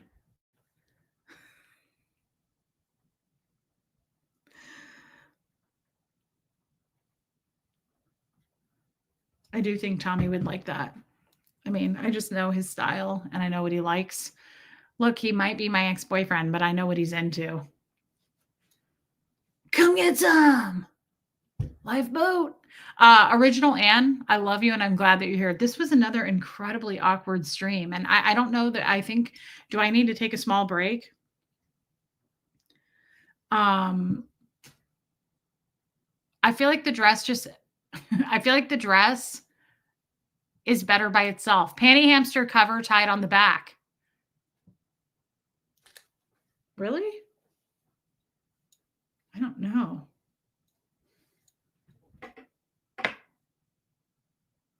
You know, that'd be cute if you were on a deserted island and like that's all you had and you just had this to tie around like a fig leaf.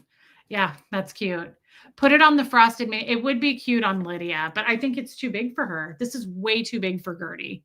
This would not fit Gert.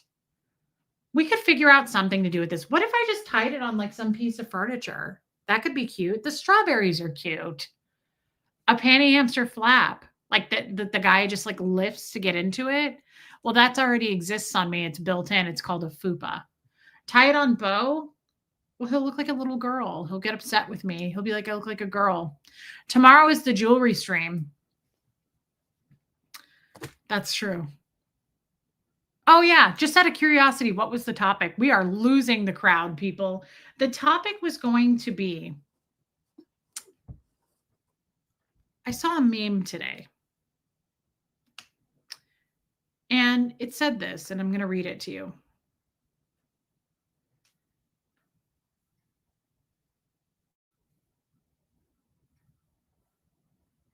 If I can find it.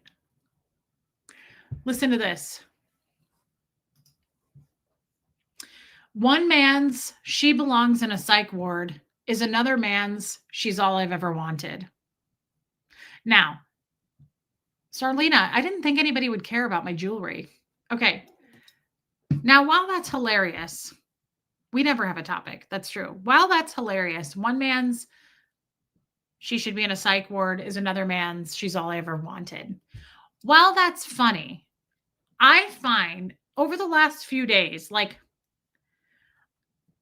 oh, let me ask you guys something. I'm just going to be very upfront with you. Pretend that you're a guy or you're just a girl and you're attracted to me and you want to date me. And you know everything about me that you know. Be honest with me right now. Do you think I'm crazy because of my Scientology? Would you like assess the situation? It'd be like if you were going to hire someone for a job. Would you assess the situation? And Maisie Shiloh's like, yes, I do. Would you assess the situation and take a look at me? And thanks, Original Anne. It is so hard to find gold and turquoise. You have no idea. Why can't you find turquoise and gold? I like it so much more than I love turquoise and silver, but turquoise is so good with gold. Do you find me because of my background? I'm being super serious. This was going to be the topic. We're already fucking 2 hours in. Excuse my language. Chica Cherry Cola, you're still here. What an angel. Vicky C, you're also an angel. Crazy like a fox. Honestly, though, no, you're a survivor. It's so fun, Anne.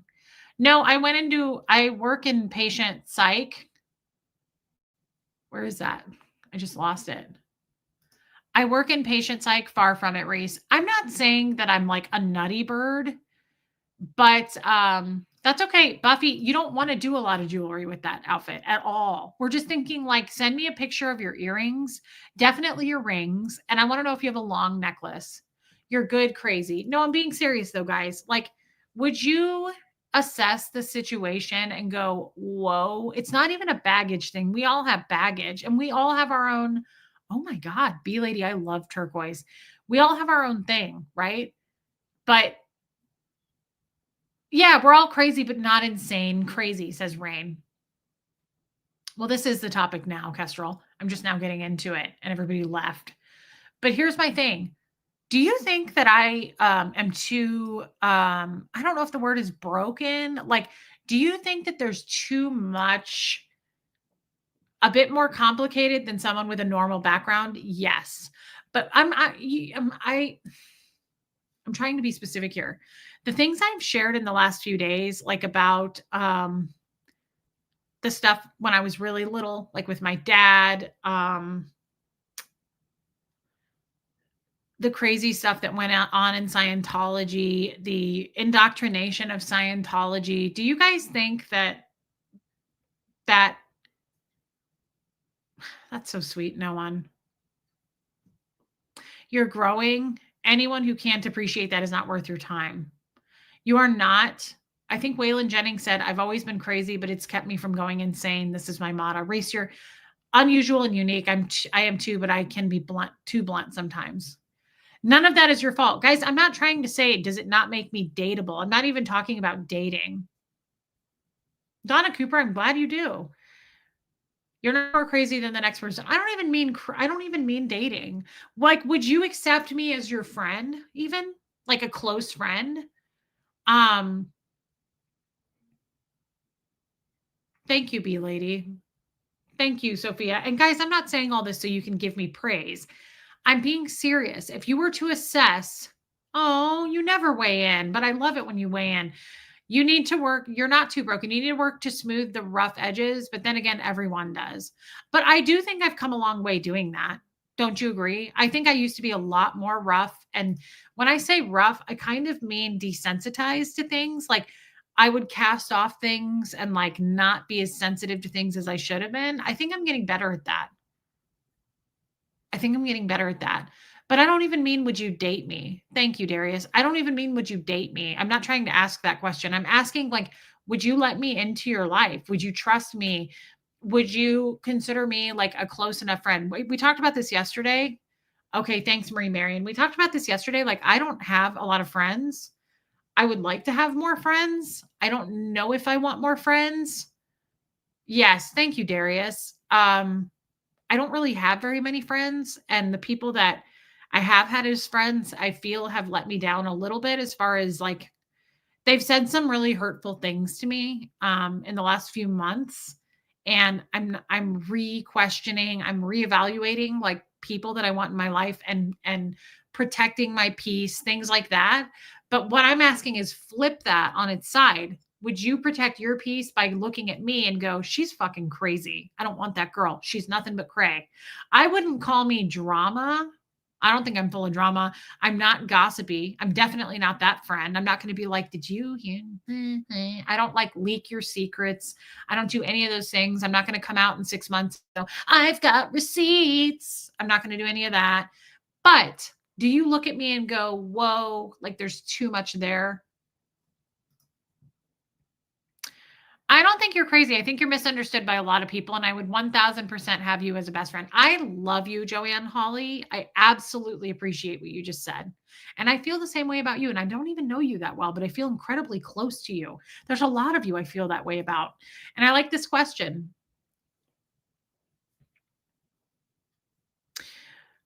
And I think Melissa's asking me this, but I feel like we're asking the crowd this.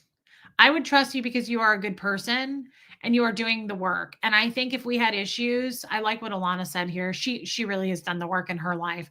We could work them out. I agree with that, Alana. Between me and you, I definitely, because I know you. Um, Define what a friend is to you, please. That's a great question. Let's go into that. Are you guys still good on time? We're getting close to the 2 hour mark, and now I feel on fire and I want to talk about this. But unfortunately, the replay crew is never going to see this because they're going to get into the like 10 minutes and go, "Oh, this was another dud of a stream. That sucks." You are authentically tolerant of everyone's differences, weaknesses, and gawk. So trustable. Original Anne, you are a close friend, and I appreciate you saying that. You've shared your heart, and it makes it easy for us to share ours. Thank you for that. West Coast Fancy Nancy, that is really kind of you, and thank you for the super chat, babe. Okay, Rain has a few more minutes. You are deep and thoughtful. Some people dislike depth because they're not interested in exploring depths or darkness or even spirituality. Yeah, I could see that.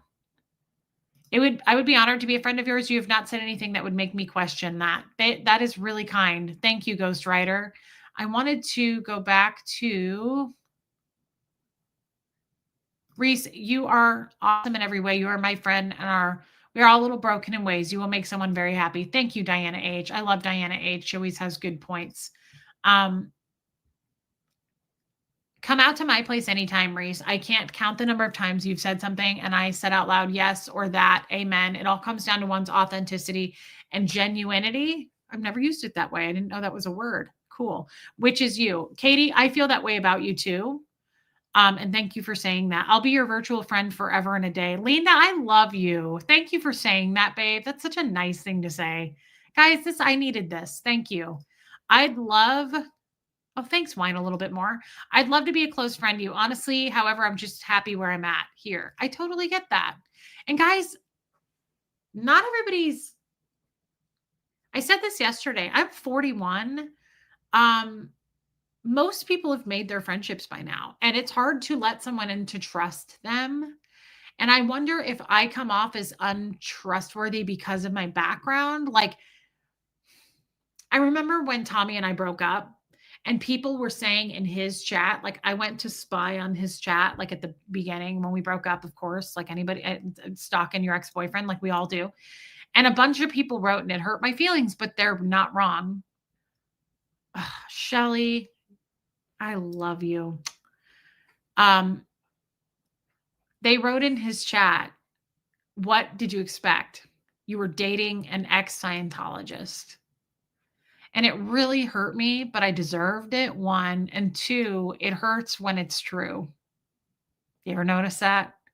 It hurts when it's true. And I thought, they're right. And they were, hey, Lenora Gray, people were like, you're dealing with a Scientologist. Like, they're trained to fair game. They're trained to hold shit against you. And I'll be honest with you, if somebody wrongs me, I would absolutely come out swinging. I've done that before. We've seen those dreams before. That wasn't the only one. I've come out swinging with other people. I don't know that that's wrong if you're defending yourself, but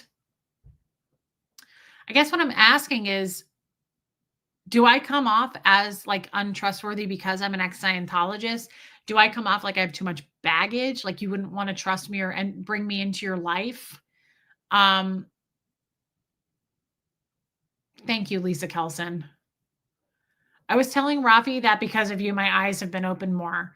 I've become less judgmental and learned to love and understand differences in people more than before. Anyone would be lucky to have you. I love you, Armine. Reese, we come and we stay because of who you are.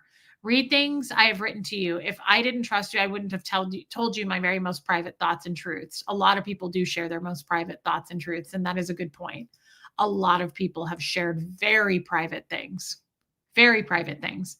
I've had people say to me many times, I've never shared this with anyone. I've only shared this with my therapist. No one knows this. And I would never share that. I would never share those details. If someone wrongs any of us, we may come out swinging in our way. It's not a Scientology thing. Yeah. And the thing is, I also, thank you, Lisa. I would totally trust you with anything, no question. Well, we do trust each other. Meredith Lynn and I are close friends. Thank you, Meredith. I've never met you in person, but I would trust you with my life. The more I implement things I pick up from you here, the better my life has become. I appreciate that so much, Heather. And I feel the same. Like we've become very close. I love Heather. Thank you, Donna Cooper. I just wonder because sometimes I question. Oh, I know. Let's go back to the question. What is a friend to you? Hey, Angel K. I choose to bring you into my life every stream. You bring laughter, tears, and authenticity to my days. It's a no-brainer. Thank you, Alana. I tell you basically literally everything. You do. Most of you do. I kind of wish I would have been a therapist because I have been told that way before I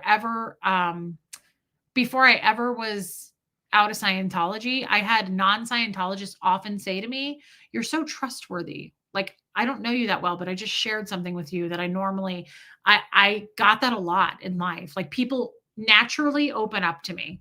I have been told that many times. My boss at my last corporate job wrote me a beautiful letter of recommendation for my next corporate job.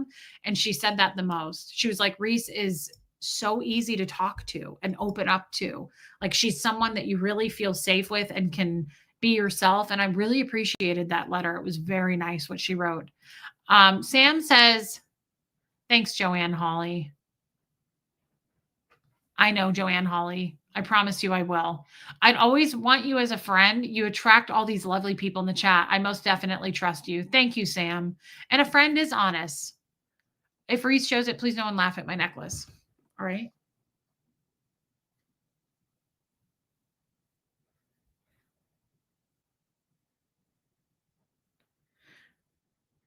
I can't quite tell what it is, but I see a lady. I can't see what's with the lady. This is perfect. This is absolutely perfect. If it's a long necklace, wear that. With the black earrings is perfect. No one's going to laugh at that. What are you talking about?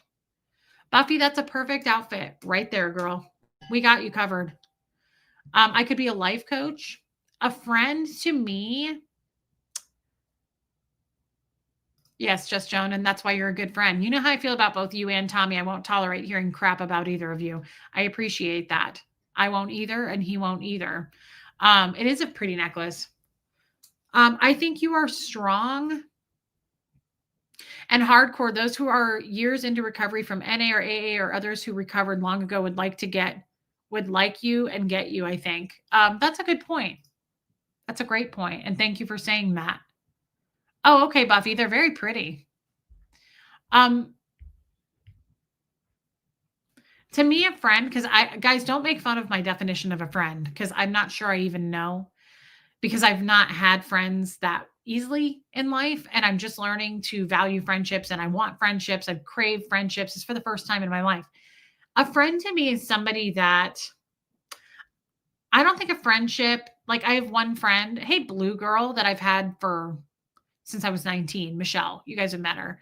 I probably only talk to Michelle now like once a month.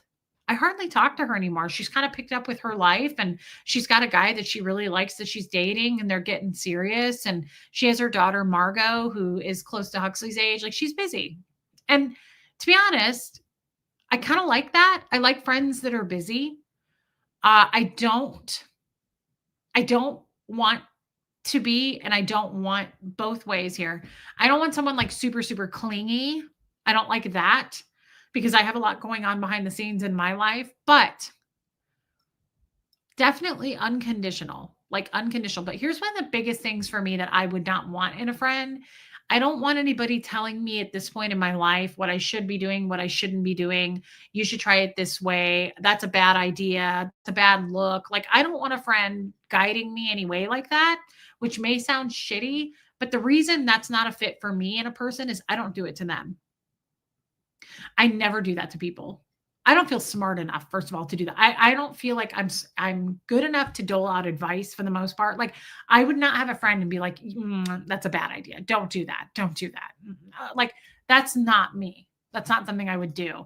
A friend, unconditional, meets you where you are, trusts enough to confide, and is trustable as a confidant. A friendship is not always balanced. One needs more support than the other, and vice versa. Very true. The other thing that's a quality that I would want in a friendship is I would want to agree and understand that we might outgrow each other. Like, we might cross boundaries that, like, what I'm trying to say is people change, and some people don't change with you or grow with you, and you feel different. And I would also want to be okay with that. Like, friendships drift apart, which sounds really negative, but I would want to know that that's okay too. And you're not going to go crazy or be weird or do anything. Like, it's the unconditional part and meeting people where they're at. I have had friends before where I just kind of felt like we're not matching up like we used to. And that happens in relationships too. And I don't think that's terrible. I don't think that's a terrible thing, but I would want that to be understood on both sides of the fence. Um, I love Reese because she's my personal fashion consultant. This is not untrue. Renee B texts me outfits all the time, and she's like, "What about this? What about that?" And I answer her. You want the real. Yeah. If I'm not mistaken, there is no degree required to be a life coach. I may be wrong. Nobody would hire me as a life coach, though. I don't even know what the hell it is. No one would take that seriously. True, they do drift apart. Sometimes they drift back together too. Yes, I just would want that to flow and be open. I just want it to be known that, like, it's almost like, to me, when you come into a friendship, it's almost like a relationship with a significant other. You're excited and, like, you're lit up and you want to tell them everything and you want to talk and you want to hang out. That eventually honeymoon period might wear off and you may drift apart a little bit. I don't know. Like, and that's okay too. Like, that's what I'm trying to say. My friend Michelle will always be my friend, but we catch up maybe once a month now, and we come right back together where we were. Nobody's mad at the other. No one's like, you don't call me anymore. It's like, we just are busy in life, but we still really like each other. While my father was dying, a close friend did the "you need to talk about this, you shouldn't be withdrawing." And she was applying and prescribing her coping methods to me, totally pushed me away. Ugh. See, this is why we're good friends, Original Ann, because I don't do that. I don't like people that do that to me. I really don't like you need to be doing this. I don't like that. It bothers me, like, deeply, and people do it a lot. I find that people do that a lot, and it's not like they're assholes. They have good hearts, but it's just not my brand. It's not my thing. I don't like it. I want friends that will still be my friend if I'm silent. Yes, totally agree with that. And respect it. That's the thing too, Original Ann. Like, respect the silence. Respect the boundary. It pisses me off when people don't do that. Like, if you become more silent, I'm not going to be all, hey, Jay, I'm not going to be all up on you. Like, there's a reason that you've pulled. I'm going to respect that pull. And when you're ready, you'll come back. But I'm not going to be a friend that's like, what's going on? What's going on? What's going on? You're quiet. What's going on? Like, no, that's not the kind of person I am. The other kind of person I am, I couldn't be someone's friend. I don't do sympathy. So, like, I don't, because of my background in Scientology, I am so, sympathy is trained out of me. I'm not sensitive to anything. So don't come to me if you're like, because I'm awkward when people do that to me. I'm like, I notice you're crying. Can I get you a tissue? Like, I don't know what to do. When I cried at 5, my dad was like, no H-E-N-R in this house. Like, nobody was consoling me. So I don't know how to do it to other people. Just a tidbit, just a side note. I'm glad you're my friend, Angie Mo. My life has improved immensely since you started this community. I'm learning along with you. The relatable Reese experience has been priceless. Let's do pedicures. I need a pedicure. That's actually a great idea. I have gel on my toes. It's like a year old. It's not a year old, but it's growing out, and it looks like I could catch shit in a river that's nearby and bring it home and fry it in a pan. That's a great idea. And thank you for your super chat.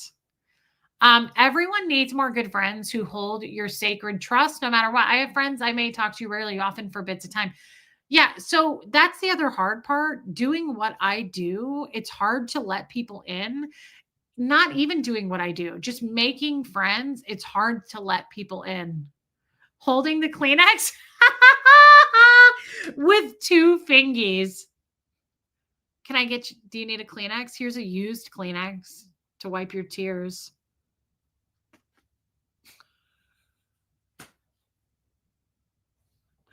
And holding the Kleenex with 2 fingers.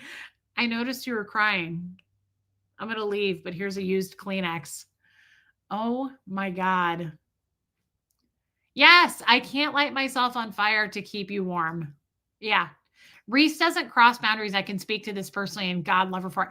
I won't do it. I do not pry into teach a toe to fish. There's no I in team. You need someone that matches your weird. Yes, I'm not going to pry though. And I do not like people. Thank you, Lisa Calson. I feel like I have a lot of empathy for people. It's weird. I don't have sympathy, and I'm very like, here you go, you're crying, get away from me. But at the same time, I'm a good listener. I will hold on to what you tell me in confidence, like, and I really absorb it, and I really try to help, but I also don't like to say, here's what you need to do. I won't even say, here's my advice. Every once in a while, you might hear me go, well, if it were me, but people often don't want you to solve their problems. I don't try to solve people's problems. They're not looking to be solved. You know what people sometimes are just looking for? And this is what I've learned in friendships. You just want me to hear you. You just want to feel validated and heard. And that's what we do in this channel. That's why people hate roll call. I'm sorry, but I want people to feel seen and heard. And most of the time, to me, that's what friendship is for me. I want to feel seen and heard by you. But I also don't want to be on the phone with you 4 hours a day. Like, I can't have an overly needy friend. And I want you to have, like, I don't know. Darius asked me, or somebody said, what is a friendship? Not Darius. I still haven't answered that. I'm more just going down the list of things that are weird for me. And I didn't answer it because I don't know entirely what a friendship is. This is why I'm single. Like, I don't know if I have a lot to bring to the table. I don't know if I have a lot to offer, to be honest. I know that I am a good partner. Oh, me too. Renee B, I hate when a sentence starts with, you should. Yeah, I agree.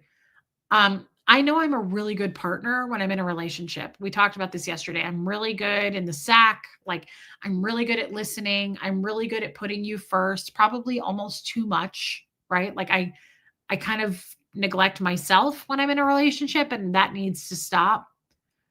But I have to know what I bring to the table in a friendship because I want friendships. I really, really, really think having girlfriends is important. I think females should lift each other up and hear each other's experiences and each other's backgrounds and how they've dealt with things, and then you learn from that. And I love laughing with people, but one thing I don't like is negativity.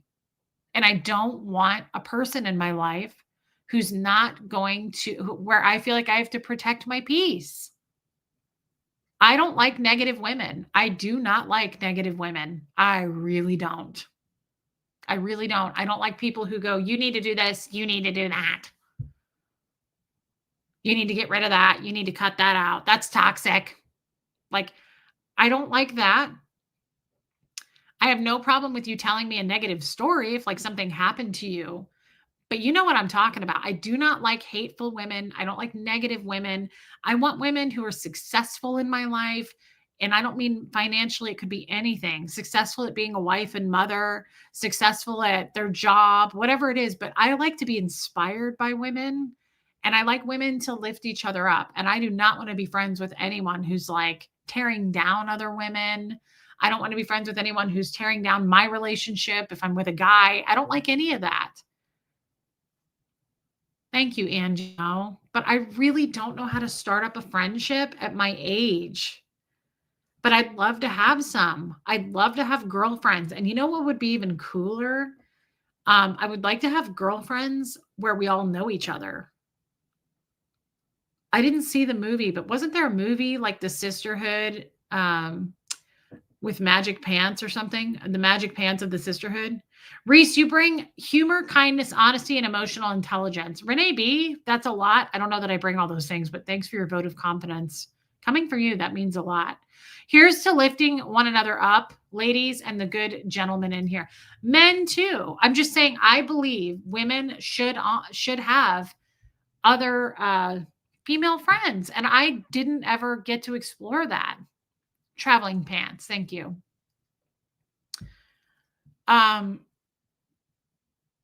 Exactly, Joanne Morrison.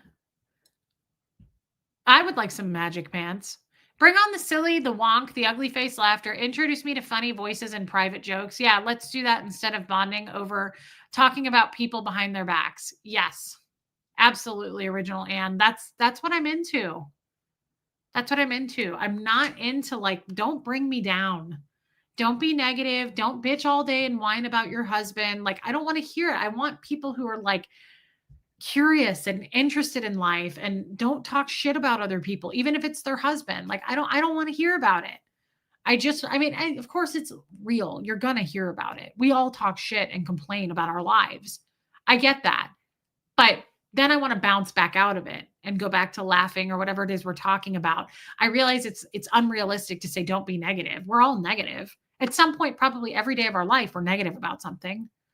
Today, I was like, oh my God, I have to vacuum again. I have all these damn cats everywhere. That was negative. But then I just turned the vacuum on. I put in my AirPod and I was like, I want Jesse's girl. And then I was like, Josie's on a vacation far away. Blee, blee, blee, blee, blee, blee, blee, blee. So many things, blee, blee, blee, blee, blee. Right? So everybody gets negative, but you bounce out of it. I don't want to be smothered in negativity all the time. There's a difference. You know people who I'm talking about, who they just... No, she's sound asleep, Buff. And so is Bo. My God. He's like sprawled out.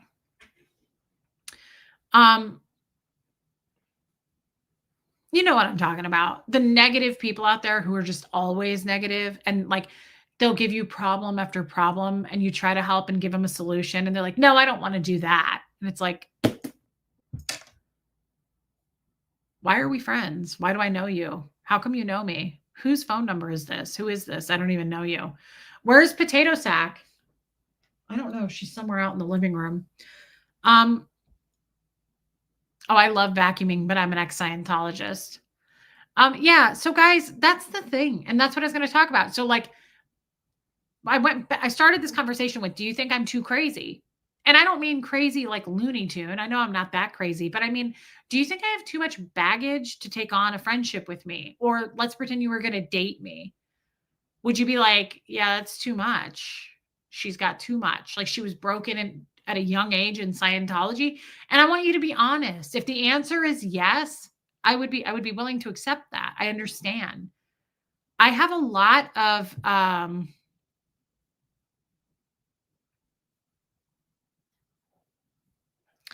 I remember one time I said this, something about crazy. It's so sweet. It's a conversation I had with Tommy a while ago. And I mean, a while ago, like a while back, but it was really sweet. I will say this, Tommy really did seem to understand me and my background. Jeff didn't take the time to know shit about me. He didn't care at all. And I remember Tommy said to me once, he goes, what did he say? He said, "You are absolutely, like, no doubt, your upbringing was crazy, and you experienced a lot of crazy." And he was like, "There's definitely some crazy there because of just, like, your Scientology habits." This was a while ago, but he said I know. He said, "Your brand of crazy," he said, "lights a fire, and it's the missing puzzle piece to my soul." He said that to me. I remember him saying that to me. And I was like, that is so sweet. Not to bring up Tommy, it's just something I thought of just now. Guys, it just popped into my head. And I thought that was really nice because he's not wrong. That's what I'm trying to say. It's okay for any of you to say right now, like, you're nuts. You're a little bit nuts because it's like, guys, it's like someone who beat a dog over and over and over and it became crazy and it bites and it's crazy. Like, it's not the dog's fault, but it's got problems. We got some problems here we got to work with, right? Hey, Hawks.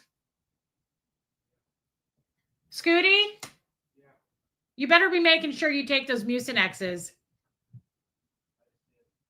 Don't dick around. Do you remember the song you used to sing? Oh my God, it just made me think of it. When you were 3 years old, and I said to you, don't dick around. I've been saying that to Huxley since he was little. Huxley, do you remember the song? One time I said to Huxley when he was 3, I was yelling at him. I know, original Anna was really sweet. I was yelling at him and I was like, Huxley, I was like, don't dick around. And do you know what this kid did? He's so my kid. He burst into song, his own song, and he went, I like to dick around the house. I like to dick around the whole house. That's exactly what he said. Do you remember that? What? Oh, okay. He's a typical man at this point. In one ear, out the other. Kid doesn't care. He's like, I don't give a shit. All right, you take care, son. Live your life. He did. He went, I'm doing it in his little tiny voice, his little Disney voice. He went, I like to dick around the house. I like to dick around the whole house. And I was like, why am I even here? Like, I don't scare him at all. I would like try to threaten him. I remember I said to him once, I was like, you will go to bed. I was like, you're not staying up late tonight. And he looked at me and he did it. He went, I will make you sad. And I went, Huxley, don't.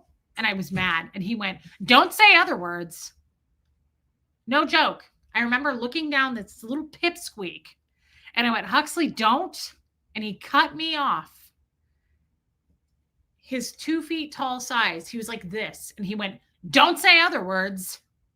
And I was like, damn, son, I think I'm going to get my own place. I was like, I don't really need to be here. Like, fuck this. Motherhood is not my strong suit. Like, this little shit ass pipsqueak that's as small as our chihuahua is telling me what the F to do. And I was like, I'm done. I don't want to be here. I want to put up with this shit. It's Dev T. I was like, I don't have time for this. It was the cutest thing. I like to dick around the house. And he was like walking like a little Peanuts character. He was ignoring me. I was like, don't dick around. And he was like, I like to dick around the whole house. And I was like, I don't even know why I'm here. Like, it doesn't even make sense mathematically for me to be here. I should be happy, like, at my own place. But instead, I have to raise this pipsqueak ass that tells me what to do. Little guy, a lot of hair. Yeah, I will make you sad. Don't say other words. He's a baller. I really want to use that in public. I will make you sad. Don't say other words. Like, I want to say it to someone. I want to be like, sir, no, don't say other words. As a Scientologist, I'm sure you respected that. He was a pipsqueak. He was a little punk ass pipsqueak. I like to dick around the whole house. I was like, you don't even know what that means, you little punk ass. Taking up space, making me pay these damn bills, telling me what the F to do. I will make you sad. I was like, what the kind of threat is that? Are you threatening me? I was like, is this Peanuts character? Huxley looked like Schroeder, who played the piano in Snoopy. This little ass Peanuts character is telling me, threatening me, that he's going to make me sad. Don't say other words. But you know what happened? I didn't say other words. You remember those t-shirts that people wore in the 90s that said no fear? I saw a meme once that said, I walked around wearing those t-shirts that said no fear, but in fact, in real life, there actually was a lot of fear. It's the same thing. That kid threatened me and he was like, don't say other words. And I was like, okay, I guess I won't say other words. He scared me. He scared my soul. Original Land, I've moved all my life, which doesn't bode well for friendships, but I have childhood friends where the family summer home is for decades, and we have made a mission to go out there, out to dinner once a year. See, this is what I mean. I would love to be, he does, Sophia. I would love to be Original Anne's friend. She already has her friends. This is exactly what I mean, guys. Mad respect. Yeah. Katie Fulton, he would say that. He'd go, I will make you sad. And he wasn't like being funny. He was 3. He was a little asshole. And he wasn't funny at all. And he would go, I will make you sad. And I was like, I will wipe that fucking mouth right off your face. And he was like, don't say other words. He would really emphasize the don't.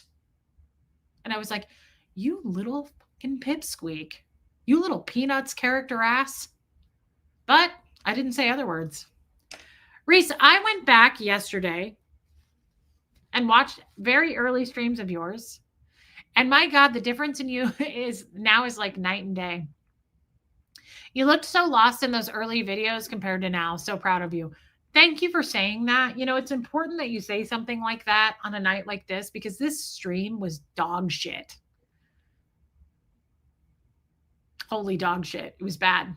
So thank you for saying that, Joanne Hawley. I really appreciate how his brain came up. I'm actually skipping one of the phrases, Katie Fulton, because it's eerie and it's serial killer-ish, but he ended up not being a serial killer. So I guess it's okay to share.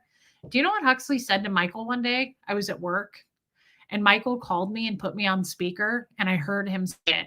Now, he was 3 and he just was learning to talk. So he was just, came out of the gate swinging. He was threatening people. I get that. Like, he's my kid. It makes total sense. I'm going to share with you what he said. It's eerie. It's going to freak you out. It made me laugh, but it scared the ever living out of my mom. Not me. I thought it was great. I was like, we're raising a little tiny Dexter. That's cute. Joanne, thank you for saying that. Again, I needed to hear it. Thanks, Lisa Kelson. I needed to hear that. I actually needed to hear that because I feel like my streams, my content has been shit the last 2 days. Now, before that, it was pretty good. We talked about Scientology stuff and I thought it was good. Thank you for your super chat, babe. I really, really appreciate that. That helps. You want to know? I'm going to share it. I'm not kidding. This is word for word what he said. He was arguing with Michael, Katie, and Michael called me at work and, no, he hasn't seen Silence of the Lambs. Michael calls me at work and Huxley is like yelling. He kind of came out angry. He kind of started talking angry like. He's better now. He doesn't do that at all. Actually, he swung the other way. He's like quiet and calm. That's what they say about serial killers, don't they? He was always really nice. He was always quiet. So he would say to Michael, he said this a couple of times. He said it to Michael and I got to hear it.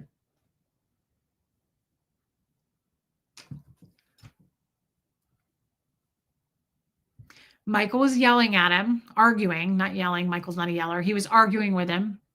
And he was telling him, like, you are going to take a nap. Like, yes, you are. It's nap time. It's time to take a nap. We're going to go take a nap. You know what he said to him?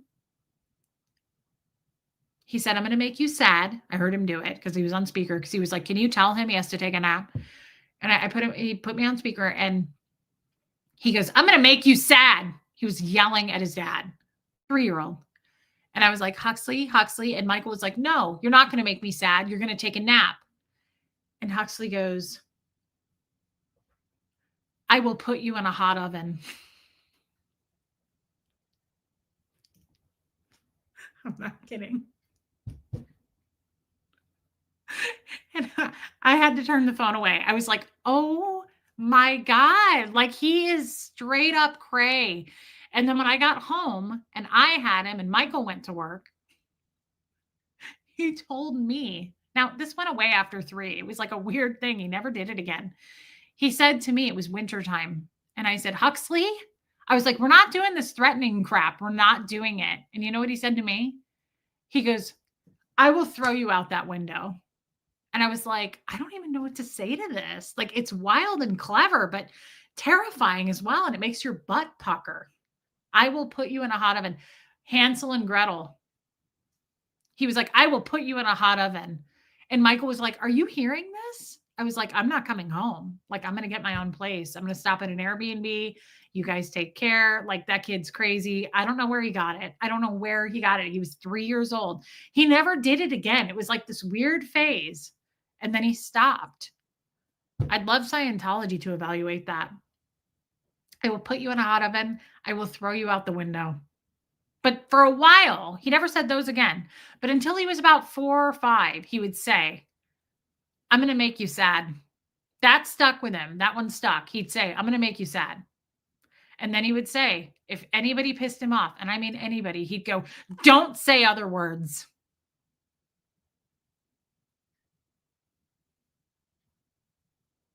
Thank you. I agree, Crafty Carrie. We needed a lighthearted stream.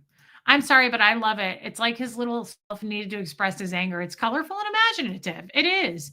I mean, it is a death threat in the worst way, but I'm pretty sure a 3-year-old can't go to prison. So we just put up with it. You know, we were trying to get him into like a juvie situation, but again, I think it's hard to take him when they're 3. Luckily, he outgrew that. Yeah, I will put you in a hot oven. I was like, I don't know. What are you looking at me for? I was like, I don't know. I don't want this thing. It can't be talking like that. We can't take it out in public. What are we supposed to do with it? What do you feed it? What are you supposed to say? Like, I can't take this thing to Target. What's he going to do? Look at another kid and be like, I will put you in a hot oven. I'm going to have to like throw the cart like people do with their Costco carts. You know how people abandon their children in Costco carts for free samples of granola? I was going to have to do that at Target. It's an absolute death threat. Like, can you imagine if I went to Target all the time. I would send him in the cart. I'd buckle his ass in. I'd look at candles. Can you imagine if he was like, I will put you in a hot oven? I would push that fucking cart so far and be like, see ya. We'll have to try this another time. That isn't mine. That's not mine. I don't know. I don't know. And I don't know what it just said. Yeah, a hot oven. We love you, Buffy. I'm going to make you sad. Don't say other words. Those 2 are fine. That's fairly appropriate, but I'm going to put you in a hot oven. I would rethink the haters who are talking shit about Huxley. Quite honestly, like, I don't know what he's capable of. Yeah. The only other bad thing he did was we went with Doug and Brenda to a Red Robin when he was 4. And you just couldn't, like, he was pretty colorful, but he wasn't terrible. He wasn't your average boy that was like psycho and horseplay and like ran around destructive. He was actually pretty chill. But one time at Red Robin when he was 4, he did it to me. And he was like, I will make you sad. And I was like, bitch, I will make you sad in that chair right now. I will take those fries away. I will not feed you snacks. This kid picked his crock off of his foot because I did take his fries away. I took them away. I like slid the basket away from it. And I was like, say some other words, you little bitch ass pipsqueak. Tread lightly if you're going to talk about Huxley. Yeah, it was pretty clever, Margie Bart. I love you, Lisa Kelson. This kid took off his crock and chucked it at another child's head in a booth. It was the worst thing. Pat Jonas, no, you're not blocked. He took his crock off and chucked it at a child's head in a booth. Straight up assault. Why do you think I didn't have more kids? I was like, I don't want any more of these fucking demons, these crazy holy terrors. Yeah, took his crock off and threw it. And I was like, well, I guess you won't be seeing the light of day except in our windows at home from now on. We won't be leaving. Thank you for shutting everything down. I can't go to Target now. I can't go get anything. The crock shot. Yeah, it was bad. It was really bad. And then when he hit 5, he was pretty great. Like he evened out. He learned how to be a human being. He acted right in the world. Yeah. When he hit 5 and went to kindergarten, like he really leveled out. But for a minute there, I really thought, I was like, holy shit. Like we have a little fucking BTK killer on our hands. This is a Dexter. I know the signs. Yeah. He seems to be real good now though, guys. He seems to have stabled out and become a human, and he never says threats like that anymore. But can you imagine if he was his age now and he was like, I'll put you in a hot oven? I'd be like, hi, Bug Tussle PD. Hey there. It's me again. Come get my kid now. Yeah, I'd be terrified. Georgia would kill us if we took her fries. Yeah, taking somebody's fries is kind of serious. Yeah. Oh, he's very kind to animals. He's never been mean to animals. You know, I've always loved that about Huxley. He hasn't even killed insects. I used to go nuts when I would take him to kindergarten or first, second, third grade, and I would watch other kids stomp on ants in the summertime. It drove me nuts. I can't stand when people do that. I don't like killing anything if you don't have to, right? And he never did that. Huxley's always been really sweet to animals. He loves animals. Like, yeah, we're good there, guys. I think we're solid. But if it does happen, then that'll be a different kind of show for us one night. I hit 5 and lost my mind. All the emotions came to the surface. Hey, Nikki Neverin. I hope not. Yeah. Yeah, that happens for girls. Like what I just shared with you is not that crazy. I don't think. I had friends that had kids. That's not true. But I read in the Facebook friends groups where like kids went crazy and said crazy shit. I know he's not the only one. On that note, guys, dang, we did 2.5 hours of nothing. This truly was a stupid ass stream. But you know, we did need a lighter stream. I don't regret it. I'm glad you stuck with me. A lot of people left, and that's completely understandable. They probably unsubscribed again. Lost 27 last night. May they have a nice life. We will miss them and wish them well. No, 779. Not at all. Sort of. Buffy, I hope I did in some way. I love you, Angel K. Guys, thank you for being here. Linda, you're the best. And thanks for buying me another sock. Love you, Hope Between the Dreams. Guys, I'll be back tomorrow afternoon around the same time. I'll probably be back tomorrow around 4. Thanks, Shell. And thanks, mods, for being here. Love you, Honey Lou. You missed nothing. You don't need to catch the replay. It was absolute garbage. We should do that. Renee B, that's a great idea. Okay. Love you, Katie Fulton. Guys, thank you for the super chats. I love you, Sophia. Armine, go to sleep. Guys, I'll see you tomorrow. Marie Marion. C-Dub, I'm glad you were here. Love you, Cree Speaks. Muffet Lou, I know you won't. Love you, Joanne Hawley, a lot. And thank you for the super chats tonight. Guys, I'll see you tomorrow. Thank you for the super chats. I'm glad, Jane. And thank you for being members. I mean it.